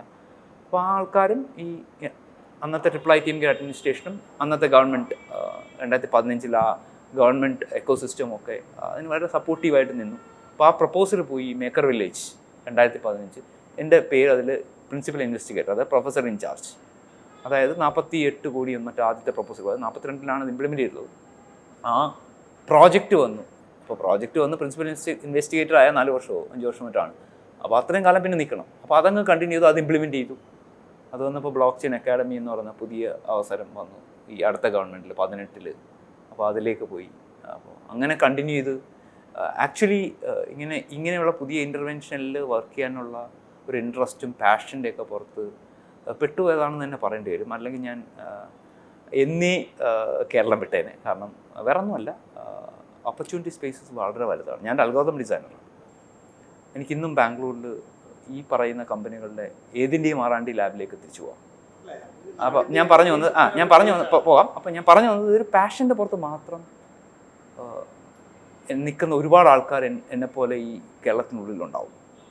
പക്ഷെ നമ്മളൊന്നും ഫോർ ഫ്രണ്ടിലേക്ക് അങ്ങനെ വരാറില്ല. കാരണം അത് നമ്മളുടെ അജണ്ടയിലല്ല. കാരണം നമുക്കൊരു എന്താ പറയുക, ഇവിടെ വരുന്നത് കുറച്ച് ആൾക്കാരുടെ ലൈഫിലൊരു വ്യത്യാസം ഉണ്ടാക്കുക, എക്കോസിസ്റ്റം ക്രിയേറ്റ് ചെയ്യുക, അങ്ങനെയുള്ള കുറച്ച് ഇഷ്ടങ്ങളുടെ പുറത്താണ്. അപ്പോൾ അതുകൊണ്ടാണ് ഞാൻ ആദ്യമേ പറഞ്ഞത് അതൊരു ഓർഗാനിക്കായിട്ടുള്ള ഇൻഫോംഡായിട്ട് കേരളത്തിൽ വന്ന് ഇങ്ങനെ ഡീൻ ആവാനോ അങ്ങനെയൊന്നും വന്നു അങ്ങനെ അങ്ങ് ഡീനായി എന്നുള്ളതാണ് സംഭവിച്ചത്. സാർ അത് പറഞ്ഞു വരുമ്പോഴേ ഇതിൻ്റെ ഒരു കണ്ടിന്യൂഷൻ എന്നുള്ള നിലയ്ക്ക് ഇപ്പോൾ നമ്മുടെ ഡിജിറ്റൽ യൂണിവേഴ്സിറ്റിനെ കുറിച്ച് പറഞ്ഞു, ബ്ലോക്ക് ചെയിൻ അക്കാദമിനെ കുറിച്ച് പറഞ്ഞു. അപ്പോൾ നമ്മൾ ഏകദേശം 90 രാജ്യങ്ങളിൽ നിന്നായിട്ട് 50,000-ലധികം ആളുകളെ പരിശീലിപ്പിച്ചു എന്നാണ് നമ്മുടെ അവസാനത്തെ ഒരു കണക്കൊക്കെ നമുക്കറിയാൻ സാധിക്കുന്നത്. അപ്പം ഇത്രയും ആളുകളെ നമ്മൾ പരിശീലിപ്പിച്ചത് ലോക്കലി ഇന്ത്യയിൽ നിന്നോ കേരളത്തിൽ നിന്നോ എങ്ങനെയാണ് ഇതിൻ്റെ ഒരു റെസ്പോൺസ്? നമ്മുടെ ആളുകൾ ഇപ്പോഴും AI-നെ സ്നേഹിക്കാൻ തുടങ്ങിയിട്ടുണ്ടോ? AI-ലേക്ക് കടന്നു വരാനുള്ള താല്പര്യം പ്രകടിപ്പിക്കുന്നുണ്ടോ? അതൊരു നല്ല ചോദ്യമാണ്. കാരണം എനിക്ക് പറയാനുള്ളത്, ഞാൻ ബാംഗ്ലൂരിൽ ഏകദേശം ഒരു 10 വർഷത്തിൽ കൂടുതൽ ജീവിച്ച ഒരാളാണ്. അതും ലൈഫിലെ എനിക്കൊന്ന് 22-23 വയസ്സിലാണ് ഞാൻ ബാംഗ്ലൂരിലെത്തുന്നത്. പ്രൈം ഒരു 12-11 വർഷത്തോളം ബാംഗ്ലൂർ പ്രൈം ടൈം ഞാൻ ബാംഗ്ലൂരിൽ ജീവിച്ച ആളാണ്. എന്തുകൊണ്ട് കമ്പനികൾ അല്ലെങ്കിൽ സ്റ്റാർട്ടപ്പുകൾ ബാംഗ്ലൂർ ഉണ്ടാകുന്നു എന്നുള്ള ചോദ്യത്തിന് എനിക്കൊരൊറ്റ ഉത്തരമേ ഉള്ളൂ. ആ ഉത്തരം, നിങ്ങളൊരു കഫറ്റീരിയയിൽ എത്തിയാലും നിങ്ങൾക്ക് ഇഷ്ടമുള്ള ആ ബിസിനസ് ഡൊമൈനിലോ ടെക്നോളജിയിലോ സംസാരിക്കുന്ന ഒരാളെങ്കിലും നിങ്ങളവിടെ കണ്ടുമുട്ടും. അപ്പോൾ അവിടെ ഒരു ഡെൻസ്ലി പോപ്പുലേറ്റഡ്, ഒരു പാഷനേറ്റ്, ഇൻഫോംഡ് ക്രൗഡ് അവിടെ ഉണ്ട്. അതാണ്. അപ്പോൾ അത് ഇൻഡസ്ട്രിയാണ് അവിടെ ആ ക്രൗഡിനെ ക്രിയേറ്റ് ചെയ്തത്. ഗവൺമെൻറ് ഇൻഫ്രാസ്ട്രക്ചർ കൊടുത്തിട്ടുണ്ടാവാം, പക്ഷേ ഇൻഡസ്ട്രി ക്രിയേറ്റ് ചെയ്തു അവിടെ ആ ഒരു ഉള്ളതുകൊണ്ടാണ്. അപ്പോൾ കേരളത്തിൽ അങ്ങനെ ഒരു എക്കോസിസ്റ്റം വളർന്നു വരണം. അപ്പോൾ നമ്മൾ ഇങ്ങനെ പറഞ്ഞല്ലോ, അത് ബ്ലോക്ക് ചെയിൻ അക്കാഡമിയുടെ എക്സ്പീരിയൻസ് പറയുകയാണെങ്കിൽ, ബ്ലോക്ക് ചെയിൻ അക്കാഡമി ചെയ്തത് കപ്പാസിറ്റി ബിൽഡിംഗ് ആണ്. ABCD accelerated blockchain competency development program എന്ന് പറയുന്നത് അന്നത്തെ ചീഫ് മിനിസ്റ്റർ അനൗൺസ് ചെയ്തൊരു പ്രോഗ്രാമാണ്. KDISC-ൻ്റെ ഒരു പ്രൈം പ്രോഗ്രാമായിട്ട് വന്ന ആ പ്രോഗ്രാമാണ്. 25,000 ആൾക്കാരെ 5 കൊല്ലം കൊണ്ട് ട്രെയിൻ ചെയ്യുക. നമ്മൾ ഒരു 30,000-ൽ പുറത്ത് ആൾക്കാരെ ഈ 5 കൊല്ലം കൊണ്ട് ട്രെയിൻ ചെയ്തു. അത് പല സെക്ടേഴ്സിൽ ഇപ്പോഴും കണ്ടിന്യൂ ചെയ്യുന്നുണ്ട്. അതായത് ഞങ്ങൾക്കിപ്പോൾ ഒരു പ്രോഗ്രാമുണ്ട്, PM അജായ് SE ഡിപ്പാർട്ട്മെൻറ്റൊക്കെ ആയിട്ട് ചേർന്നൊരു പ്രോഗ്രാമുണ്ട്.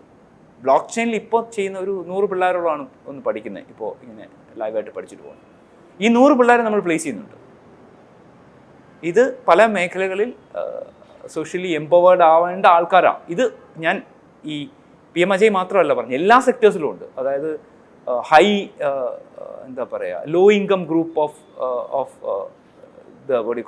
ഈ മുന്നോക്ക കമ്മ്യൂണിറ്റീസിൻ്റെ ലോ ഇൻകം ഗ്രൂപ്പുകൾക്കുണ്ട്, മൈനോറിറ്റീസിനുണ്ട്. ഇതിനെല്ലാം സ്കീംസ് സ്റ്റേറ്റിലും സെൻട്രലായിട്ട് കിടപ്പുണ്ട്. ഈ സ്കീംസ് എല്ലാം ബ്ലോക്ക് ചെയിൻ അക്കാഡമി എടുത്തിട്ടുണ്ട്. ഈ സ്കീംസിൽ കുട്ടികൾ വന്നാൽ മതി, അവർക്ക് ബാക്കിയെല്ലാം, അവർക്ക് ഫീസ് തരണ്ട. ചിലതിനാണെങ്കിൽ ഹോസ്റ്റൽ ഫീസും ഈ സർക്കാരിന് കൊടുക്കുന്നുണ്ട്. അപ്പോൾ ആ രീതിയിലുള്ള സ്കീംസിലൂടെ പഠിപ്പിക്കുന്നുണ്ട്. ഔട്ട്കം നോക്കാം. അതായത് നമ്മൾ 25 പറഞ്ഞു, 25,000 പറഞ്ഞു, നമ്മൾ 30,000-ൽ കൂടുതൽ ലോക്കലിൽ ട്രെയിൻ ചെയ്തു. ഔട്ട്കം ഇതാണ്. ഞാൻ പേര് പറയാൻ ആഗ്രഹിക്കുന്നില്ല. ലോകത്തിലെ മുൻനിര കമ്പനികളുടെ 5ഓളം കമ്പനികളുടെ block chain centres of excellence, അവരുടെ ബ്ലോക്ക് ചെയിൻ്റെ ബുദ്ധിയുടെ കേന്ദ്രം വർക്ക് ചെയ്യുന്ന കേരളത്തിലാണ്. അത് തിരുവനന്തപുരത്ത്, എറണാകുളത്തും. അതിൻ്റെ കാരണം എന്താണ്? ഞാൻ നേരത്തെ പറഞ്ഞത്, ബാംഗ്ലൂരിൽ ആൾക്കാർ പോയി കമ്പനി തുടങ്ങുന്നത് എന്താണ്? അവിടെ ആളിനെ കിട്ടും. ബ്ലോക്ക് ചെയിനിൽ ഡീപ് ടെക് പഠിച്ച ആൾക്കാർ ഇവിടെയുണ്ട്, തിരുവനന്തപുരത്തും എറണാകുളത്തും ഉണ്ട്. അതുകൊണ്ട് ആ കമ്പനികൾ അവരുടെ block chain centres of excellence കേരളത്തിൽ വന്നു. കേരളത്തിലാണ് ഇത് ഓപ്പറേറ്റ് ചെയ്യുന്നത്. കേരളത്തിൽ റെസ്പോൺസ് ഉണ്ട്. കേരളത്തിൽ ഇതുപോലുള്ള കുറേ കമ്പനികളിൽ നിന്ന് നോക്കിയാൽ മതി. ആ പല കമ്പനികളുടെയും block chain centres of excellence കേരളത്തിലാണ്. അതിൻ്റെ കാരണം ഇതാണ്. പിന്നീട് അവർ ബാംഗ്ലൂരിലേക്ക് എക്സ്പാൻഡ് ചെയ്തിട്ടുണ്ട്, പക്ഷേ കേരളത്തിൽ നിന്നാണ് തുടങ്ങിയത്. ഇത് നമ്മൾ AI-ലും ഡീപ് ടെക് AI-ലും, ഞാൻ നേരത്തെ പറഞ്ഞ പോലെ എഡ്ജ് AI-ലും കോസ്റ്റ് എഫക്റ്റീവ് AI-ലും ട്രസ്റ്റബിൾ എയിലും ചെയ്യാൻ പറ്റുമെങ്കിൽ നമ്മൾക്ക് വലിയ നമ്പേഴ്സ് സംസാരിക്കണം. ഞാൻ ഒരു കുറച്ചു കാലം മുമ്പ് ആലോചിച്ച അല്ലെങ്കിൽ പലരുടെയും മുമ്പിൽ എത്തിക്കാൻ ശ്രമിച്ച ഒരു കാര്യമാണ്, നമുക്കൊരു 5000 പ്രൊഫഷണൽസിന് ഡീപ് ടെക് എയിൽ ട്രെയിൻ ചെയ്യാൻ പറ്റും.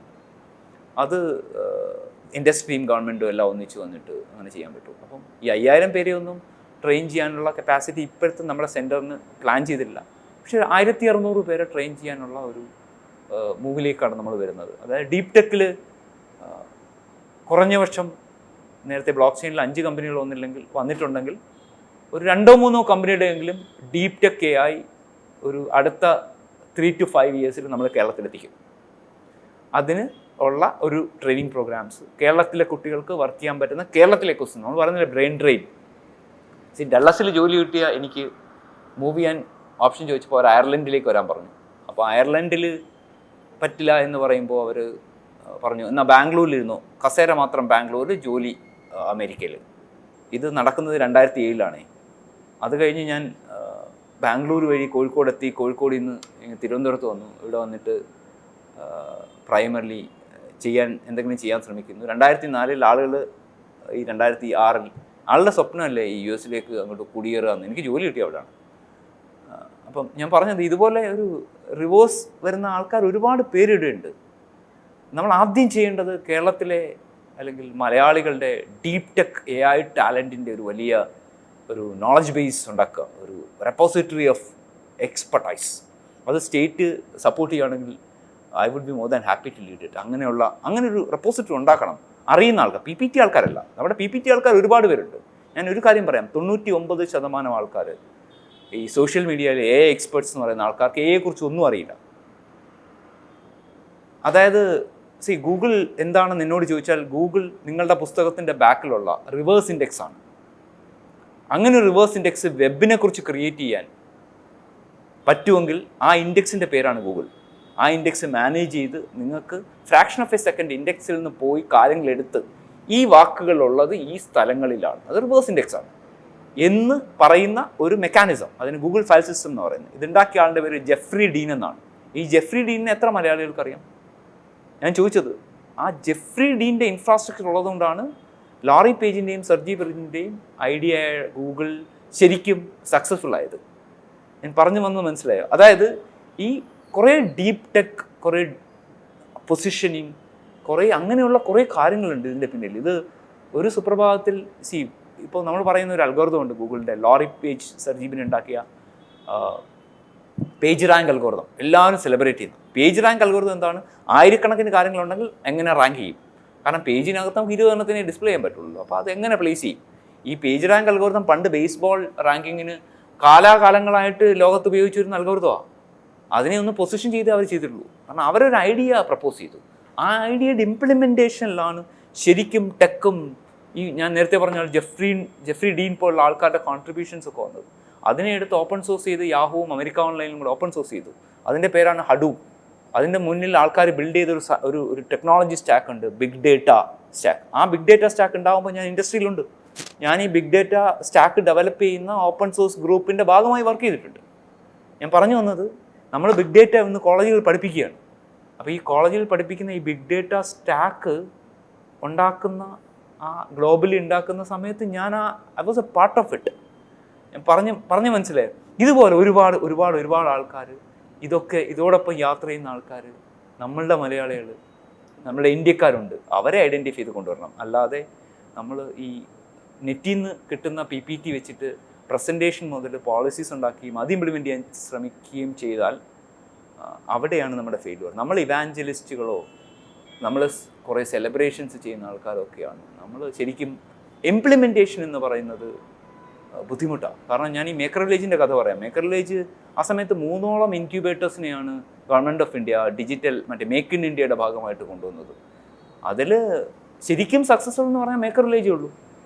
ആ മേക്കർ വില്ലേജ് അന്ന് ഉണ്ടായിരുന്ന നമ്മുടെ ഡയറക്ടർ ഡോക്ടർ രാജശ്രീ അവരായിരുന്നു അന്ന് നമ്മുടെ ഡയറക്ടറായിരുന്നു. ഞാനും രാജശ്രീ ടീച്ചറും റോഹൻ കലാനി എന്ന് പറഞ്ഞിട്ട് ഒരു അന്നത്തെ സ്റ്റാർട്ടപ്പ് വില്ലേജ് സഞ്ജയ് വിജയകുമാറായിരുന്നു. സഞ്ജയ് വിജയകുമാറും ഇതിന് ഇൻവോൾവ് ആയിരുന്നു. റോഹൻ കലാനി. നമ്മളൊക്കെ ആദ്യം പോയി ആ സ്ഥലം കാണുമ്പോൾ ഞങ്ങൾക്ക് കുറച്ച് പില്ലേഴ്സാണ് കിട്ടിയത്. പിന്നെ തറയൊന്നുമില്ല. അവിടെ നിന്നാണ് ഇന്ന് കാണുന്ന നമ്മുടെ രക്ഷാമന്ത്രി ഗവൺമെൻറ് ഓഫ് ഇന്ത്യ വന്ന് പറഞ്ഞ് അവിടെ അതിനെക്കുറിച്ച് സംസാരിച്ചിട്ടുണ്ട്. വീഡിയോ കിട്ടും നിങ്ങൾക്ക്. ഇന്ത്യയിലെ പ്രൈഡായിട്ടുള്ള മേക്കർ വില്ലേജ് ഉണ്ടാക്കിയെടുക്കുന്നത്. ഇംപ്ലിമെൻറ്റേഷൻ ഇതേപോലെ ഇന്ത്യയിൽ പല സ്ഥലത്തും കൊടുത്ത് വർക്ക് ചെയ്തിട്ടില്ല. ഞാൻ പറഞ്ഞു ഒന്ന് മനസ്സിലായോ? നമുക്ക് പ്രോജക്ട്സ് കൊണ്ടുവരാൻ നമ്മളെപ്പോഴും അത് തുടങ്ങി വെക്കും. അതിൻ്റെ കൂടെ നിന്ന് ഇംപ്ലിമെൻറ്റ് ചെയ്യുക എന്ന് പറയുന്നത് ഒരു പെയിനാണ്. ഇംപ്ലിമെൻറ്റ് ചെയ്യണമെങ്കിൽ നിങ്ങൾക്ക് അതിലേക്ക് എത്താനുള്ള കണക്റ്റ് ഉണ്ടാവണം, നിങ്ങൾക്ക് അതിനുള്ള സമയം ഉണ്ടാവണം, നിങ്ങൾക്ക് അതിനുള്ള പാഷൻ ഉണ്ടാവണം. എന്നാൽ മാത്രമേ സക്സസ് ഉണ്ടാവുള്ളൂ. ബ്ലോക്ക് ചെയിൻ അക്കാഡമി തുടങ്ങുമ്പോൾ ഇൻ്റർനാഷണൽ കണക്ട്സ് കൊണ്ടുവച്ചിട്ടാണ് തുടങ്ങിയത്. ഇൻ്റർനാഷണൽ കണക്ട്സ് തുടങ്ങിയത് എൻ്റെ പേഴ്സണൽ നെറ്റ്വർക്കിൽ നിന്ന് ഞാൻ ആൾക്കാരെ വിളിച്ചു. പണ്ട് യൂസിൽ വർക്ക് ചെയ്ത് യൂസിൽ കണക്ട് ചെയ്തിട്ടുള്ള ആൾക്കാരെ വിളിച്ചിട്ട് ഇന്നൊരു സംഗതി ഉണ്ട്, ഇന്ന ആളെ കണക്ട് ചെയ്യാൻ പറ്റുമോ, നെറ്റ്വർക്ക് സോഷ്യൽ മീഡിയയിൽ നോക്കിയിട്ട് ലിങ്ക്ഡിനിൽ നോക്കിയിട്ട് മനസ്സിലാക്കി. അവരെ വിളിച്ചിട്ട് പോയി ആണ് നമ്മൾ ഇന്ത്യയിൽ ഹൈപ്പർ ലെഡ്ജർ എന്ന് പറഞ്ഞ ലിനക്സ് ഫൗണ്ടേഷൻ എക്കോസിസ്റ്റത്തിൻ്റെ തുടക്കത്തിൽ തന്നെ 2017 മുതൽ നമ്മളതിൻ്റെ മെമ്പറാണ്. നമ്മൾ MIT ബിറ്റ്കോയിൻ ക്ലബ്ബ് എന്ന് പറയുന്നൊരു ക്ലബ്ബുണ്ട്. ആ ക്ലബിൻ്റെ മെമ്പറാണ്. ഈ ഗ്ലോബലുള്ള എല്ലാ എക്കോസിസ്റ്റത്തിനെയും കണക്ട് ചെയ്തു. അതെല്ലാം പേഴ്സണൽ നെറ്റ്വർക്ക് ഉപയോഗിച്ചാണ് കണക്ട് ചെയ്തത്. അതായത് നമ്മളൊരു ഒഫീഷ്യൽ ഇമെയിൽ അയക്കുകയാണ് ഇന്നടത്തേക്ക്, ഞങ്ങൾക്ക് വി ആർ ഇൻട്രസ്റ്റഡ്. അവർക്ക് ഒരു ബിഗ് കോർപ്പറേറ്റ്സിന് എന്താ പറയുക, ഇന്ത്യയുടെ തെക്കേറ്റത്തിരിക്കുന്ന ഒരു സ്റ്റേറ്റിനെ കുറിച്ച് ദേ ഡോണ്ട് ബോദർ. അത് മനസ്സിലാക്കണം. അവർ ബോദർ ചെയ്യുന്നത് അവർക്ക് സെൻസിബിളായിട്ടുള്ള കാര്യങ്ങൾ പറയുന്ന ആൾക്കാരിലാണ്, അവർക്ക് സെൻസിബിളായിട്ടുള്ള കാര്യങ്ങൾ ചെയ്യാൻ പറ്റുന്ന ആൾക്കാരാണ്, അവരുടെ ലാംഗ്വേജ് സംസാരിക്കുന്നിടത്താണ്. അപ്പോൾ നമ്മുടെ ആൾക്കാരായാൽ മാത്രമേ, അല്ലാതെ ഒരു ഒഫീഷ്യൽ ലെറ്ററിലോ ഒന്നും നമുക്ക് ഇൻ്റർവെൻഷൻ ചെയ്യാൻ പറ്റില്ല. ജയ് യാഗ്നിക് എന്ന് പറയുന്ന ഒരു കക്ഷിയുണ്ട്. അദ്ദേഹത്തിനെ കുറിച്ച് നിങ്ങൾ സെർച്ച് ചെയ്താൽ കിട്ടും ഗൂഗിളിൻ്റെ AI ഹെഡോ മറ്റാ. അപ്പം ജയ് യാഗ്നിക് ആക്ച്വലി എൻ്റെ ജൂനിയറായിട്ട് IIC പഠിച്ച. ലിങ്ക്ഡിനിൽ ഞങ്ങൾ കണക്റ്റഡാണ്.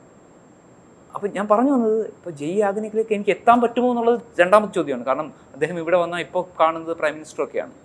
പക്ഷെ ഹി നോസ് മീ. ഈ IIT മദ്രാസിലെ AI ഒരു ഇൻ്റർവെൻഷനുണ്ട്, പ്രൊഫസർ ബലരാമൻ രവീന്ദ്രൻ. പുള്ളീൻ്റെ സീനിയറാണ്.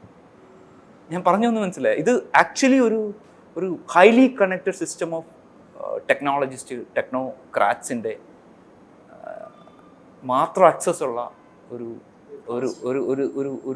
എക്കോസിസ്റ്റമാണ്. ആ എക്കോസിസ്റ്റത്തിലേക്കുള്ള ആൾക്കാരെ നമ്മളുടെ ആൾക്കാരാക്കാൻ പറ്റിയില്ലെങ്കിൽ, അല്ലാതെ കുറച്ച് ലോക്കൽ ഇൻ്റർവെൻഷൻസിനോ കുറച്ച് PPT ഉണ്ടാക്കിയിടോ നമ്മൾ എവിടെ എത്തില്ല. അതെനിക്ക് പറയാനുള്ളൂ. കാരണം കുട്ടികളും ആ ആൾക്കാരിലേക്ക് കണക്ട് ചെയ്യാൻ പറ്റണം. എനിക്ക് പലതും കാണാൻ പറ്റിയത് എന്തുകൊണ്ടാണ്, എനിക്ക് ഇവരെയൊക്കെ കാണാൻ പറ്റിയതുകൊണ്ടാണ്. അത് നെറ്റ്വർക്ക്സാണ് ഇമ്പോർട്ടൻറ്റ്. ആ നെറ്റ്വർക്ക്സ് ബിൽഡ് ചെയ്യുക, നെറ്റ്വർക്ക്സ് ഇനേബിൾ ചെയ്യുക. അങ്ങനെ ഇപ്പോൾ ഈ പറഞ്ഞു വരുന്നതിനിടയ്ക്ക് ഇതിനകത്ത് ഒരു സൂചന കൂടെ അവശേഷിക്കുന്നുണ്ട്. അതായത് നമ്മൾ ഈ ടെക്നോക്രാറ്റുകളായിട്ടുള്ള ഡീപ്ലി ഇതുമായിട്ട് കണക്റ്റഡ് ആയിട്ടുള്ള ഒരു വിഭാഗത്തിൻ്റെ ഒപ്പം തന്നെ പാരലായിട്ട് കുറച്ചുകൂടെ സ്യൂഡോ ഒതൻറ്റിസിറ്റി ഇല്ലാത്ത മറ്റൊരു മൂവ്മെൻറ്റ് ഇതിൻ്റെ ഈ മിഷനെ മുഴുവൻ ബാധിക്കുന്ന തരത്തിൽ മുന്നോട്ട് പോകും. അതാണ് പ്രശ്നം. ഒരു കാര്യം പലപ്പോഴും ഉയർത്തി കാണിക്കും. അങ്ങ് പറഞ്ഞപ്പോഴും എനിക്ക് തോന്നിയ ഒരു കാര്യം അതൊരു യാഥാർത്ഥ്യമാണ്. കാരണം നമ്മുടെ കാര്യം ചെയ്യണമെങ്കിൽ ഇപ്പോൾ കേരളത്തിനുള്ളിൽ അവർക്ക് ചെയ്യാൻ പറ്റുമായിരിക്കും. കേരളത്തിന് പുറത്തേക്കൊന്നും ഇവരുടെ ഒരു ഇമെയിലിനോ ഒന്നും വാല്യൂ ഇല്ല. ഗ്ലോബൽ എക്കോസിസ്റ്റംസിൽ വർക്ക് ചെയ്യുന്ന ആൾക്കാരെ, അല്ലെങ്കിൽ അതിൽ കണക്ട് ചെയ്ത ആൾക്കാർ ആരാണെന്ന് നമുക്ക് കണ്ടുപിടിക്കണം. അവരെ വേണമെങ്കിൽ ലോക്കൽ എക്കോസിസ്റ്റിൽ ആൾക്കാർ അവരോട് വർക്ക് ചെയ്തോട്ടെ. പക്ഷേ ഈ പോളിസീസും ഇംപ്ലിമെൻറ്റേഷനും ഒക്കെ തന്നെ ഈ കേരളത്തിലെ ഈ നമ്മളറിയുന്ന പ്രമുഖർ, ഞാൻ അങ്ങോട്ട് അതിൽ പ്രിസൈസ് ആയിട്ട് ചോദിക്കണം. അങ്ങനെ നമ്മളെ ഇങ്ങനെയുള്ള ആളുകളുടെ മനസ്സ് മടുപ്പിക്കുന്ന രീതിയിൽ കുറഞ്ഞ നമ്മുടെ സംസ്ഥാനത്തെങ്കിലും ഇത്തരത്തിലുള്ള മൂവ്മെൻറ്റ്സ് ഉണ്ടോ? ഇല്ല എന്ന് പറഞ്ഞുകൂടാ. കാരണം ഞാൻ പറഞ്ഞില്ലേ, ഞാൻ തന്നെ പലപ്പോഴും ഈ സിസ്റ്റത്തിന് എക്സിറ്റ് പോയിന്റ്സ് നോക്കിയിട്ടുള്ള ആളാണ്. ഇപ്പോഴും ഞാനൊരു എന്താ പറയുക, പേഴ്സണൽ ട്രിവാൻഡ്രത്ത് തന്നെ നിൽക്കണം, അല്ലെങ്കിൽ കുറച്ച് ഈ പേഴ്സണൽ കമ്മിറ്റ്മെൻറ്റ്സ് ഉള്ളത് കൊണ്ടാണ് ഞാൻ സ്റ്റിക്ക് ഓൺ ടു കേരള. അറിയാമല്ലോ, അത് കഴിയുമ്പോൾ നമ്മൾ വീടുണ്ടാക്കും, പിന്നെ ലോൺ വരും, അങ്ങനെയൊക്കെയാണ് നമ്മളങ്ങ് നിന്ന് പോവാണ്. പ്രോജക്ട്സ് വരുന്നു, പിന്നെ നിൽക്കേണ്ടി വരുന്നു, പിന്നെ ബാധ്യതകൾ, ഏജിങ് പേരൻസ്, അങ്ങനെയൊക്കെ വരുമ്പോൾ നമ്മളിങ്ങനെ പോകും. അപ്പോൾ പ്രൈമറിലി നമ്മൾ ഈ ശരിക്കും ഇങ്ങനെയുള്ള അച്ചീവേഴ്സിനെ എംപവർ ചെയ്യണം. അപ്പോൾ എനിക്ക് ഏറ്റവും സന്തോഷം തോന്നിയൊരു കാര്യം ഞാൻ പറയാം. KSIDCയുടെ മുകളിൽ ബാലഗോപാൽ സാർ വന്നിരുന്നത്, കാരണം ലോകത്തിലെ ബ്ലഡ് ബാങ്ക് എന്താ പറയുക ആ ബിസിനസ്സിൽ ലോകത്തിന് തന്നെ മോഡലായിട്ടുള്ള തെരുമോ പെൻപോൾ എന്ന് പറയുന്ന കമ്പനി ബിൽഡ് ചെയ്ത ബാലഗോപാൽ സാറിനേക്കാൾ കൂടുതൽ ഈ ഇൻഡസ്ട്രി എക്കോസിനെ ആർക്ക് മനസ്സിലാക്കാൻ പറ്റും? ബാലഗോപാൽ സാറിന് അറിയാമല്ലോ തെരുമോ പെൻപോളിൻ്റെ. അത് പ്രൈമറിലി അങ്ങനെയുള്ള ആൾക്കാർ നമ്മുടെ നാട്ടിലുണ്ട്. ഒരുപാട് ആൾക്കാരുണ്ട് ഇങ്ങനെയുള്ള. ഇതൊരു ഓണ്ടർപ്രണറാണ്. ഇതുപോലെ ലാർജ് എക്കോസിസ്റ്റംസിൽ വർക്ക് ചെയ്ത ആൾക്കാരെ നമ്മൾ നാട്ടിലേക്ക് കൊണ്ടുവന്ന് ഇൻവൈറ്റ് ചെയ്ത് അറ്റ്ലീസ്റ്റ് ഒരിക്കലെങ്കിലും നമ്മൾ അവരിലേക്ക് അവരെ ഈ ലോക കേരള സഭ എന്നൊക്കെ പറയുന്ന ലോക ടെക്നോളജി സഭയോ ലോക സംതിങ് ഒരു ഞാൻ പറഞ്ഞ ആഘോഷമാകുകയല്ല, അതിൻ്റെ ഒരു വെർച്വൽ നെറ്റ്വർക്കോ അങ്ങനെയുള്ള ആൾക്കാർ നമ്മൾ സിസ്റ്റം ഹെഡ് ചെയ്യാൻ കൊണ്ടുവരികയോ അങ്ങനെയുള്ള ആൾക്കാരെ കണക്ട് ചെയ്യാൻ പറ്റുന്ന യങ്സ്റ്റേഴ്സ് ഇവിടുത്തെ സിസ്റ്റംസ് ഹെഡ് ചെയ്യുകയൊക്കെ ചെയ്യണം. എന്നാൽ മാത്രമേ നടക്കുള്ളൂ. അല്ലാതെ പ്രൈമറിലി ഈ പറയുന്ന ഈ അല്ലാത്ത ഇൻട്രസ്റ്റുകളിലാണ് പലപ്പോഴും കാര്യങ്ങൾ നടക്കുന്നത്. അപ്പോൾ അതൊരു ഞാൻ പറഞ്ഞില്ലേ, ഞാൻ ഈ ഡീൻ ആകാൻ വേണ്ടി ഡീനായ ആളാണ്. ഞാൻ എങ്ങനെയോ ഡീൻ ആയതാണ്. അപ്പോൾ പ്രോബബ്ലി ഇനി ഒരു 2.5 വർഷം കഴിയുമ്പോൾ ഞാൻ വൈസ് ചാൻസലർ ആവാനുള്ള ക്വാളിഫൈഡ് ആവും. ഞാൻ ചിലപ്പോൾ വൈസ് ചാൻസലർ ആവാം. അതായില്ലെങ്കിൽ എനിക്കറിയാം ഇന്ത്യയിലെ ഏതെങ്കിലും ഒരു യൂണിവേഴ്സിറ്റി തന്നെ വൈസ് ചാൻസലർ ആക്കും, അല്ലെങ്കിൽ ഏതെങ്കിലും IITയോ IITകളോ എന്നെ ഡയറക്ടറാക്കും. അതൊക്കെ എനിക്ക് പേഴ്സണലി അറിയാവുന്ന കാര്യം. നാച്ചുറൽ ഗ്രോത്താണ്. ഞാൻ ഒരിക്കലും നമ്മളൊരു നോൺ ലീനിയർ അവിടെ പോയി it's not because of some affiliation. ഞാൻ പറഞ്ഞു വന്നത് ഈ അഫിലിയേഷൻസ് ഒക്കെ നമ്മുടെ എക്കോസിസ്റ്റത്തിൽ വളരെ വളരെ വളരെ ക്രിട്ടിക്കലായി വരുന്ന അതാണ്. ഇടപെടലുണ്ട്. അത് യു ഷുഡ് ബി, നിങ്ങളൊരു ഗവൺമെൻറ്റിൽ വർക്ക് ചെയ്യുമ്പോൾ you should be close to power administration. അങ്ങനെ വർക്ക് ചെയ്യാൻ പറ്റുള്ളൂ. നമ്മൾ ഈ വളരെ അംബീഷ്യസ് ആയിട്ട് നമ്മൾ പ്രത്യേകിച്ച് ഇങ്ങനെയുള്ള കാര്യങ്ങളിൽ മുന്നോട്ട് പോകുമ്പോൾ നമ്മുടെ വലിയൊരു ജനവിഭാഗത്തിൻ്റെ ഭാവി തന്നെ നിർണ്ണയിക്കുന്ന ഇത്തരം കാര്യങ്ങളിൽ പലപ്പോഴും ഈ പൊളിറ്റിക്സ് അല്ലെങ്കിൽ ബ്യൂറോക്രസിയുടെ അനാരോഗ്യകരമായ ഇടപെടലുണ്ട് എന്നുള്ളത് എനിക്ക് അങ്ങനെ തന്നെയാണ് തോന്നിയിട്ടുള്ളത്. കാരണം ഞാൻ പറഞ്ഞില്ലേ, ചില കാര്യങ്ങൾ നമ്മൾ ഒരുപാട് സെലിബ്രേറ്റ് ചെയ്തിട്ടുള്ള, ഞാൻ ഒരുപാട് പേരോട് പറഞ്ഞിട്ടുള്ളതാണ്. നമ്മളൊരു ഈ ഓപ്പൺ സോഴ്സ് എന്ന് പറയുന്ന കോണ്ടെക്സ്റ്റ്, ഓപ്പൺ സോഴ്സ് അത് ഗ്ലോബലി, ഞാൻ ഓപ്പൺ സോഴ്സിൽ ഒരുപാട് കാലം വർക്ക് ചെയ്തിട്ടുണ്ട്. ഞാൻ ഇൻഡസ്ട്രി വർക്ക് ചെയ്തപ്പോൾ അന്നത്തെ IT സെക്രട്ടറി, അന്ന് ഓപ്പൺ സോഴ്സിൻ്റെ ഒരു സ്ഥാപനം ഇവിടെ ഉണ്ട്, IC ഫോഴ്സ് എന്നൊക്കെ പറഞ്ഞിട്ട്. ആ സ്ഥാപനത്തിൻ്റെ ഡയറക്ടർഷിപ്പിലേക്ക് ഞാൻ അപ്ലൈ ചെയ്തു ഇൻഡസ്ട്രിയിൽ നിൽക്കുന്ന സമയത്ത്. അപ്പോൾ ഈ IT സെക്രട്ടറി എനിക്ക് മെയിൽ അയച്ചു തിരിച്ചു, നിങ്ങൾക്ക് ഇൻട്രസ്റ്റ് ഉണ്ടോ ശരിക്കും. പക്ഷെ ഞാൻ അതിൻ്റെ ഇൻ്റർവ്യൂ പ്രോസസ്സിലേക്കൊന്നും പിന്നെ ഞാൻ വന്നൊന്നുമില്ല, ഞാൻ അവിടെ എത്തിയിട്ടുമില്ല. ഞാൻ പറഞ്ഞത് ഇതൊരു വലിയ സാധ്യതയാണ്. കേരളത്തിൽ ഈ കൈറ്റ് എന്ന് പറഞ്ഞൊരു എക്കോസിസ്റ്റം ഒരു വലിയ മാറ്റം നമ്മൾ കണ്ടതാണ്. അത് നമ്മുടെ ഫ്രണ്ടിൽ നടന്നൊരു കാര്യമാണ്. ഈ ഓപ്പൺ സോഴ്സ് ഉപയോഗിച്ച് സ്കൂളുകളുടെ എങ്ങനെ എഡ്യൂക്കേഷൻ സിസ്റ്റത്തിൽ മാനേജ്മെൻറ്റ് ചെയ്യാൻ പറ്റും, ഈ അങ്ങനെയുള്ള കണ്ടൻറ്റുകൾ ക്രിയേറ്റ് ചെയ്യാൻ പറ്റും എന്നൊക്കെ പറയുന്ന ഒരു വലിയ മാറ്റം. അതിൻ്റെ പിന്നിലുള്ള പൊളിറ്റിക്സിനേക്കാൾ അതിലെ ഇമ്പാക്റ്റിനെ കുറിച്ച് ഞാൻ കൈറ്റിൻ്റെ സ്റ്റുഡിയോയിൽ പോയിട്ടുണ്ട്, അവരുടെ പ്രോഗ്രാംസിൽ കയറിയിട്ടുണ്ട്, ആ മാറ്റം സ്കൂളുകളിൽ കണ്ടിട്ടുണ്ട്. ഇത് ഓപ്പൺ സോഴ്സ് ഒരു വലിയ മേഖലയാണ്. ഇതിന് നമ്മളൊരു സ്ഥാപനം ഉണ്ടാക്കി, international centre for open source IC force എന്ന് പറഞ്ഞു. അപ്പോൾ അവർ ആക്ച്വലി അത് എനിക്ക് തോന്നുന്നു കുറേ വർഷങ്ങളായിട്ട്, ഞാൻ 2006 മറ്റോ ആയി ഡയറക്ടർ. ആ സ്ഥാപനം നന്നായി വന്നിരുന്നെങ്കിൽ ഇന്ന് ലോകത്തിൻ്റെ ഓപ്പൺ സോഴ്സിൻ്റെ തലസ്ഥാനമായിട്ട് നമ്മൾ മാറേണ്ടതായിരുന്നില്ലേ ഞാൻ ചോദിച്ചത്. അപ്പോൾ അത് എന്തുകൊണ്ട് അങ്ങനെ ആയില്ല? ഞാൻ പറഞ്ഞത് അങ്ങനെ ഒരു നമുക്കൊരു പർപ്പസ് ഉണ്ടായിരുന്നു, ആ പർപ്പസ് സെർവ് ചെയ്തില്ല. നമ്മൾ ഡൗൺലോഡ് ചെയ്ത് ഓപ്പൺ സോഴ്സ് ഉപയോഗിക്കുന്ന ആൾക്കാരല്ല. ഇപ്പോൾ കൈറ്റ് ചെയ്ത പോലെ കൈറ്റ് അത് മാത്രമല്ല, കൈറ്റ് ക്രിയേറ്റ് ചെയ്യുന്നുണ്ട്, കോൺട്രിബ്യൂട്ട് ചെയ്യുന്നുണ്ട്. നിങ്ങൾ എടുക്കുകയും ഉപയോഗിക്കുകയും നിങ്ങൾ അത് കോൺട്രിബ്യൂട്ട് ചെയ്യുകയും അതിൽ ഞാൻ നേരത്തെ പറഞ്ഞു ലിനക്സ് ഫൗണ്ടേഷൻ്റെ കേരളത്തിലെ ആദ്യത്തെ member organization Kerala blockchain അക്കാഡമിയാണ്. അപ്പോൾ ഇത് ഫോഴ്സ് ആവേണ്ടിയിരുന്നില്ല, ആ ഫോഴ്സ് എക്കോസിസ്റ്റം. അപ്പോൾ ആ എക്കോസിസ്റ്റത്തിനെ കുറിച്ച് എനിക്ക് മനസ്സിലാവുന്നത് അതൊരിക്കലും ഒരു നല്ല ലീഡർഷിപ്പിലേക്ക് എത്തിയിട്ടുണ്ടായിരുന്നെങ്കിൽ അത് നമ്മുടെ എന്താ പറയുക നമുക്കറിയില്ല. ഞാൻ പറഞ്ഞത് ആയിരിക്കാം. ഞാൻ പറഞ്ഞത് ഈ നമ്മുടെ ഗ്ലോറിഫൈ ചെയ്യപ്പെടുന്ന ഇപ്പോൾ ബ്ലോക്ക് ചെയിൻ അക്കാഡമിയുടെ വളരെ ഗ്ലോറിഫൈഡ് ആയിട്ട് പറയപ്പെടുന്ന ഒരു കോൺടെക്സ്റ്റ് ഞങ്ങൾ ഒരുപാട് വ്യത്യാസങ്ങൾ ഉണ്ടാക്കിയിട്ടുണ്ട്. ഈ വ്യത്യാസങ്ങൾ സ്റ്റേറ്റിൽ നിന്നും സെൻട്രലിൽ നിന്നൊക്കെ ഉള്ള ചില കൂടുതലും സ്റ്റേറ്റ് സപ്പോർട്ടറായിട്ട് നടന്നുപോയ ഒരു കാര്യമാണ്. ആ ഒരു name and fame open source നമുക്ക് എന്തുകൊണ്ട് ഉണ്ടാക്കാൻ പറ്റിയില്ല? ഇതുപോലെ നമ്മൾ പല സ്ഥാപനങ്ങളിലും ഞാൻ പറഞ്ഞു വന്ന് നമ്മൾ വളരെ അംബീഷ്യസ് ആയിട്ട് നമ്മൾ ഓപ്പൺ സോഴ്സ് എന്താ നിൽക്കുന്നത് വെച്ചാൽ പല കോർപ്പറേറ്റ് കമ്പനികളും സപ്പോർട്ട് ചെയ്യുന്നുണ്ട് ഓപ്പൺ സോഴ്സ് നിൽക്കുന്നത്. അപ്പോൾ ഓപ്പൺ സോഴ്സിൽ നിന്നാണ് പല കമ്പനികളും റിക്രൂട്ട് ചെയ്യുന്നത്. നമുക്ക് നല്ല ഓപ്പൺ സോഴ്സ് ഡെവലപ്പേഴ്സ് ഉണ്ടെങ്കിൽ ലോകത്തുള്ള കമ്പനികളെല്ലാം വന്ന് ഇവിടെ ഓപ്പറേറ്റ് ചെയ്യും. അപ്പോൾ ഈ സോഴ്സ് അതൊരു ഫിലോസഫിയാണ്. ഞാൻ പറഞ്ഞു വന്നത് ഈ ഓപ്പൺ സോഴ്സ് എന്ന് പറഞ്ഞ ഫിലോസഫിയാണ്. അത് ഇൻസ്റ്റിറ്റ്യൂഷണലൈസ് ചെയ്ത് നമ്മൾ കേരളം വലുതാക്കാൻ ശ്രമിച്ചു. പക്ഷെ വലുതായില്ല. കാരണം അത് എത്തിപ്പെട്ടത് ഒരുപക്ഷെ അത് മുന്നോട്ട് നയിച്ചത് പറ്റാത്തവരുടെ കയ്യിലും അതിന് വേറെ എന്തെങ്കിലും ഇൻട്രസ്റ്റ് ഉണ്ടാവും. അപ്പം ഞാനത് മുമ്പിൽ കണ്ട ഒരു സാധനമാണ്. ഓപ്പൺ സോഴ്സിൽ വർക്ക് ചെയ്ത ഒരാളെന്ന നിലയ്ക്ക് എനിക്ക് ശരിക്കും സങ്കടം തോന്നിയൊരു കാര്യമാണ്. അതിനെ എവിടെയോ എത്തിക്കാമായിരുന്നു. അത് കേരളത്തിൻ്റെ യുവതയുടെ എന്താ പറയുക ഒരു ഫ്ലാഗ്ഷിപ്പ് ഓർഗനൈസേഷൻ ആവാമായിരുന്നു. കാരണം അത് ഫിലോസഫിയാണ്. ആ ഫിലോസഫി ഡ്രൈവ് ചെയ്യാണ് വേണ്ടത്. അവർ ഒരു ആ കമ്മ്യൂണിറ്റീസിനെ ബിൽഡ് ചെയ്യുക, ആ കമ്മ്യൂണിറ്റീസ് കോൺട്രിബ്യൂട്ട് ചെയ്യട്ടെ. ഇപ്പോൾ ഫോർ എക്സാമ്പിൾ ഇപ്പോൾ എത്തിരിയം എന്ന് പറഞ്ഞ എത്തിരിയം ഫൗണ്ടേഷൻ എന്നെ ഫണ്ട് ചെയ്തിട്ടുണ്ട്. എത്തിരിയത്തിൽ ടൂളുകൾ ബിൽഡ് ചെയ്ത് ഓപ്പൺ സോഴ്സിൽ കൊടുക്കാൻ വേണ്ടിയിട്ടാണ്. അത് നോൺ ലീനിയർ അറൗണ്ട് ഒരു വർഷത്തേക്ക് 25 lakhs മറ്റോ വരുന്ന ഫണ്ടാണ്, ഇൻ്റർനാഷണൽ ഫണ്ടാണ് വന്നിട്ടുണ്ട് നമുക്ക് ഈ ടൂള് ബിൽഡ് ചെയ്യാനാണ്. ഞാൻ പറഞ്ഞു ഇത് ഇങ്ങനെയാണ് IBM എന്നെ ഫണ്ട് ചെയ്തിട്ടുണ്ട് റിസർച്ച് ചെയ്യാൻ വേണ്ടിയിട്ട്, ഓപ്പൺ സോഴ്സ് റിസർച്ച് ചെയ്യാൻ വേണ്ടിയിട്ട്. അപ്പോൾ ഓപ്പൺ സോഴ്സ് എന്ന് പറയുന്ന കോണ്ടെക്സ്റ്റ് ഞാൻ ഒരു എക്സാമ്പിളായിട്ട് പറഞ്ഞതാണ്. ഇതുപോലെ പലതും ഉണ്ടാവാം, എന്നെ മുമ്പിൽ കണ്ടതാണ്. അപ്പോൾ ശരിക്കും പൊസിഷൻ ചെയ്യാൻ ഞാൻ നേരത്തെ പറഞ്ഞ പോലെയുള്ള പണി അറിയാവുന്നവരെ പണി ഏൽപ്പിച്ചാൽ മാത്രമേ ഈ നാട് നന്നാവൂ എന്നുള്ളത് എനിക്ക് അതിന് പ്രത്യേകിച്ച് സംശയമൊന്നുമില്ല. അതിലങ്ങ് പറയാതെ പറഞ്ഞു വെക്കുന്ന ഒരു കാര്യം കൂടെയുണ്ട്, പണി അറിയുന്നവരെ പണി ഏൽപ്പിക്കണം എന്നുള്ളത് കൂടെയാണ്. അതെ, അത് തന്നെയാണ്. കാരണം അത് ഒരിക്കലും PPT ആൾക്കാരുടെ കയ്യിൽ നിന്ന് ഈ നാടിനെ മോചിപ്പിച്ചില്ലെങ്കിൽ നഷ്ടപ്പെടുന്നത് ഈ വളർന്നു വരുന്ന ആൾക്കാർക്ക് തന്നെ, വളർന്നു വരുന്ന കുട്ടികൾക്കാണ്. കാരണം ഇത് ഞാൻ നേരത്തെ പറഞ്ഞില്ലേ, ഈ ഓപ്പൺ സോഴ്സ് ബിഗ് ഡേറ്റ എന്ന് പറയുന്നത് ഒരു വലിയ കമ്മ്യൂണിറ്റിയാണ്. ഇപ്പം നമുക്ക് ഒരു എന്താ പറയുക, നമുക്ക് പലതരത്തിലുള്ള ഈ ഓപ്പൺ സോഴ്സ് ഫൗണ്ടേഷൻസ് ഉണ്ട്. ഈ അപ്പാച്ചെ ഫൗണ്ടേഷൻ ഫോർ എക്സാമ്പിൾ, ബ്രയാനാണ് ഈ അപ്പാച്ചെ. ബ്രയാനുമായിട്ട് ഞാൻ സ്റ്റേജ് പങ്കിട്ടിട്ടുണ്ട് ഇൻറ്റലിൻ്റെ ബാംഗ്ലൂർ ഓഫീസ്.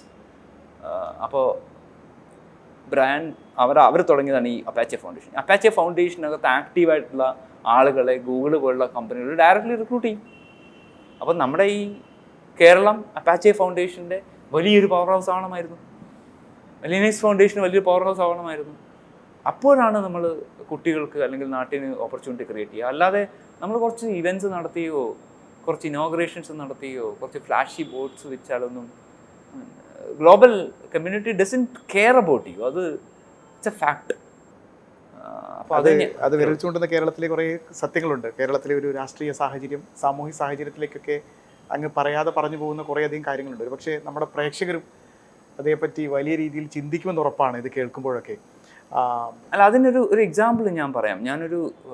ഞാൻ കുറച്ച് ഇപ്പോൾ ഡിജിറ്റൽ ലിറ്ററസി പ്രോഗ്രാം കേരളത്തിൽ ചെയ്തിട്ടുണ്ടായിരുന്നു. അത് പൈലറ്റ് ചെയ്തത് ഒരു ഗ്രാമപഞ്ചായത്തും ഒരു കിളിമാനൂർ ബ്ലോക്ക് പഞ്ചായത്തും.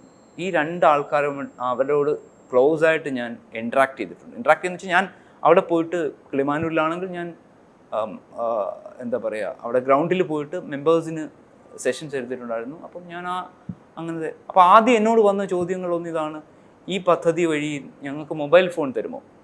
അപ്പോൾ ഇത് മൊബൈൽ ഫോൺ തരുന്നൊരു പദ്ധതിയല്ല എന്ന് പറഞ്ഞു കൊടുക്കാനുള്ള അവരോട് സംസാരിച്ച് അവർക്ക് കാര്യങ്ങൾ പറഞ്ഞ് നമ്മൾ ക്വാണ്ടിഫൈഡ് ആയിട്ട് ഡിജിറ്റൽ ലിറ്ററസി, അതാണ് സ്റ്റേറ്റ് ലെവലിലേക്കൊക്കെ കൊണ്ടുവച്ചത്.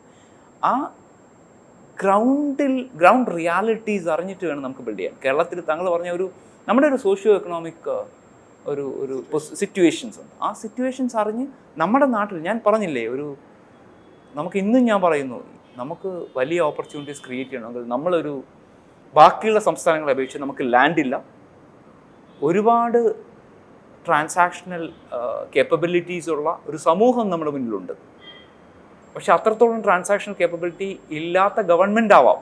കാരണം അതായത് നമ്മൾ പറയില്ലേ, പാവപ്പെട്ട ഗവൺമെൻറ്റും പണക്കാരായ നാട്ടുകാരും എന്ന് പറയുന്ന യൂറോപ്പിലെ പല രാജ്യങ്ങളും കാണുന്ന ആ ഒരു ലെവൽ, നമ്മുടെ യൂറോപ്യൻ ആ ഒരു രീതിയിലാണ് നമുക്കുള്ളത്. അതുകൊണ്ട് തന്നെ നമ്മളൊരു കൊളാബറേറ്റീവായിട്ട് നമ്മുടെ ഇൻഡസ്ട്രിയലിസ്റ്റുകളെയും നമ്മളുടെ ഈ ഡീപ്പ് ആൾക്കാരെയും ഒക്കെ കൊണ്ടുവന്ന് ഗവൺമെൻറ് എക്കോസിസ്റ്റത്തിലേക്ക് കണക്ട് ചെയ്തൊരു ഡെവലപ്മെൻറ്റൽ അജണ്ട ഉണ്ടാക്കാൻ പറ്റും. അതായത് ലോക്കലി നമ്മുടെ ഈ ഷെല്ലിൽ നിന്ന് ഇറങ്ങി ഇവിടെ ഇത് സംസാരിക്കുന്ന കുറച്ച് ആൾക്കാരുടെ വാക്കുകൾ കേട്ട് നിൽക്കുന്നതിനേക്കാൾ നമ്മൾ ലോകത്തെ മനസ്സിലാക്കണം. എന്നാൽ അതിൽ നമ്മളൊരു ഹ്യൂമൻ റിസോഴ്സ് പവർ ഹൗസാണ്. നമ്മളൊരു deep tech human resource powerhouse ആവാൻ പറ്റുമെങ്കിൽ നമ്മൾ ആളുകളെ ഇതിൽ പഠിപ്പിക്കണം. ഒരുപാട് ആൾക്കാർ AI പഠിക്കണം. ഞാൻ എല്ലാ വർഷവും ഒരു 3 മനുഷ്യന്മാരെ 3 കുട്ടികളെ മിക്കവാറും ഡിജിറ്റൽ യൂണിവേഴ്സിറ്റി കുട്ടികൾ തന്നെ ആയിരിക്കും 3 കുട്ടികളെ ഞാൻ എൻ്റെ കൂടെ നിർത്തി മെൻറ്റർ ചെയ്യാറുണ്ട്. ഈ കുട്ടികളൊക്കെ തന്നെ നോൺ ലീനിയർ ആയിട്ട് എത്തും. അപ്പോൾ കഴിഞ്ഞ പ്രാവശ്യം എൻ്റെ കൂടെ നിന്ന ആൾക്കാർ എന്താ പറയുക, അതിലൊരാൾ ഒരു ചബ് ഇൻഷുറൻസ് എന്ന് പറയുന്ന ഇൻഷുറൻസ് കമ്പനി, പുള്ളിയുടെ ബാക്ക്ഗ്രൗണ്ട് ഫിസിക്സാണ്. ഫിസിക്സ് പഠിച്ച ഒരു MSc ഫിസിക്സ് പഠിച്ച ആളിനെ ഒരു MTech പ്രോഗ്രാമിൻ്റെ സമയത്ത് പ്രോജക്റ്റിലൂടെ അവിടെ എത്തിച്ചു, ഇൻഷുറൻസ് ടെക്കിലേക്ക്. ഞാൻ പറഞ്ഞു വന്നത് കുട്ടികൾക്ക് ഓപ്പർച്യൂണിറ്റി ക്രിയേറ്റ് ചെയ്ത് നമുക്ക് ഡീപ് ടെക് ടാലൻറ്റ് ക്രിയേറ്റ് ചെയ്യുക, മാസീവായിട്ടുള്ള ട്രെയിനിങ് പ്രോഗ്രാംസ് ഉപയോഗിക്കുക, അതിന് ഇൻഡസ്ട്രിയുടെ പാർട്ടിസിപ്പേഷൻ ഉപയോഗിക്കുക, ഇൻഡസ്ട്രി ലോകത്ത് എന്താണ് നടക്കുന്നതെന്ന് മനസ്സിലാക്കിയിട്ട് വേണം അവിടെ പഠിപ്പിക്കാൻ. ആ പഠിപ്പിക്കുന്ന രീതി, ആ സ്ട്രക്ചർ നമ്മൾ ചെയ്തിട്ട് നമ്മുടെ നാട്ടിലുള്ള ലോക്കൽ കമ്പ്യൂട്ടർ സെൻറ്റേഴ്സ് ഇത് പഠിപ്പിക്കട്ടെ. അത് കണ്ടൻറ് ഇപ്പോൾ അവതാറിനൊന്ന് പഠിപ്പിക്കാമല്ലോ, ഇവർ ഫെസിലിറ്റി കൊടുക്കുക. അപ്പോൾ എനിക്ക് MITയുടെ പ്രൊഫസറുടെ കോഴ്സ് അറ്റൻഡ് ചെയ്യാനുള്ള അവകാശവും അതിനുള്ള വളരെ കോസ്റ്റ് എഫക്റ്റീവായിട്ട് ചെയ്യാനുള്ള സംവിധാനങ്ങൾ ഇപ്പോഴുണ്ട്. അപ്പോൾ നമ്മുടെ കുട്ടികൾ MITയുടെ ആ പ്രൊഫസറുടെ കോഴ്സ് പഠിക്കട്ടെ, നമ്മൾ പഠിപ്പിക്കേണ്ട. അവർ പഠിപ്പിച്ചിട്ട് അവരെന്ന് എങ്ങനെ എക്സാം നടത്തുന്ന പോലെ എക്സാം ഇവിടെ നടത്തട്ടെ. എന്നിട്ട് നമ്മൾ പറയുന്നു ഈ കോഴ്സ് പഠിച്ച് അങ്ങനെയുള്ള കുട്ടികൾ ഈ കോഴ്സ് ക്വാളിഫൈ ചെയ്ത ആളാണെന്ന് പറഞ്ഞ് ഒരു ഇൻ്റർനാഷണൽ അങ്ങനെയുള്ള ആയിരക്കണക്കിന് ആൾക്കാർ ഇവിടെ ഉണ്ടാവുകയാണെങ്കിൽ ഇവിടെ കമ്പനികൾ, ഇൻ്റർനാഷണൽ കമ്പനികൾ വരും. നമ്മളൊരു ഗ്ലോബലി കോമ്പീറ്റൻ്റ് ആയിട്ടുള്ള ഹ്യൂമൻ റിസോഴ്സും ഗ്ലോബലി കോമ്പീറ്റൻ്റ് ആയിട്ടുള്ള എക്കോസിസ്റ്റംസിനും ഒക്കെ അതിൻ്റെയൊക്കെ പുറകെ പോകണം. എന്നാൽ നമ്മൾ എവിടെയെങ്കിലും എത്തും. അത്രേ ഉള്ളൂ എനിക്ക് പറയാൻ. സാർ, വലിയ സന്തോഷം അങ്ങയോട് പരിചയപ്പെട്ടതിൽ, അങ്ങയുടെ കാര്യങ്ങൾ സംസാരിച്ചതിൽ. അപ്പോൾ കേരളത്തിലെ അങ്ങേപ്പോലുള്ള പ്രതിഭാധനന്മാരുടെ സേവനം ഇനിയും ആവശ്യമുണ്ട്. ഒരുപക്ഷേ അത് ഗവൺമെൻറ് കൂടെ അത് മനസ്സിലാക്കുമെന്നാണ് നമ്മൾ കരുതുന്നത്. മാറി മാറി വരുന്ന ഗവൺമെൻറ്റുകളെല്ലാം ഇത്തരം വിഷയങ്ങളിൽ ക്രിയാത്മകമായ ഇടപെടൽ നടത്തിക്കൊണ്ട് തന്നെയാണ് മുന്നോട്ട് പോകുന്നത്. പക്ഷേ അവർ ഇനിയും കൂടുതൽ ഈ വിഷയങ്ങളെക്കുറിച്ച് മനസ്സിലാക്കുമെന്നാണ് നമ്മൾ കരുതുന്നത്. നമ്മളോടൊപ്പം സംസാരിച്ചതിന് നന്ദി, വലിയ സന്തോഷം. വീണ്ടും കാണാം. അങ്ങയുടെ എല്ലാവിധ പദ്ധതികൾക്കും ആശംസകൾ.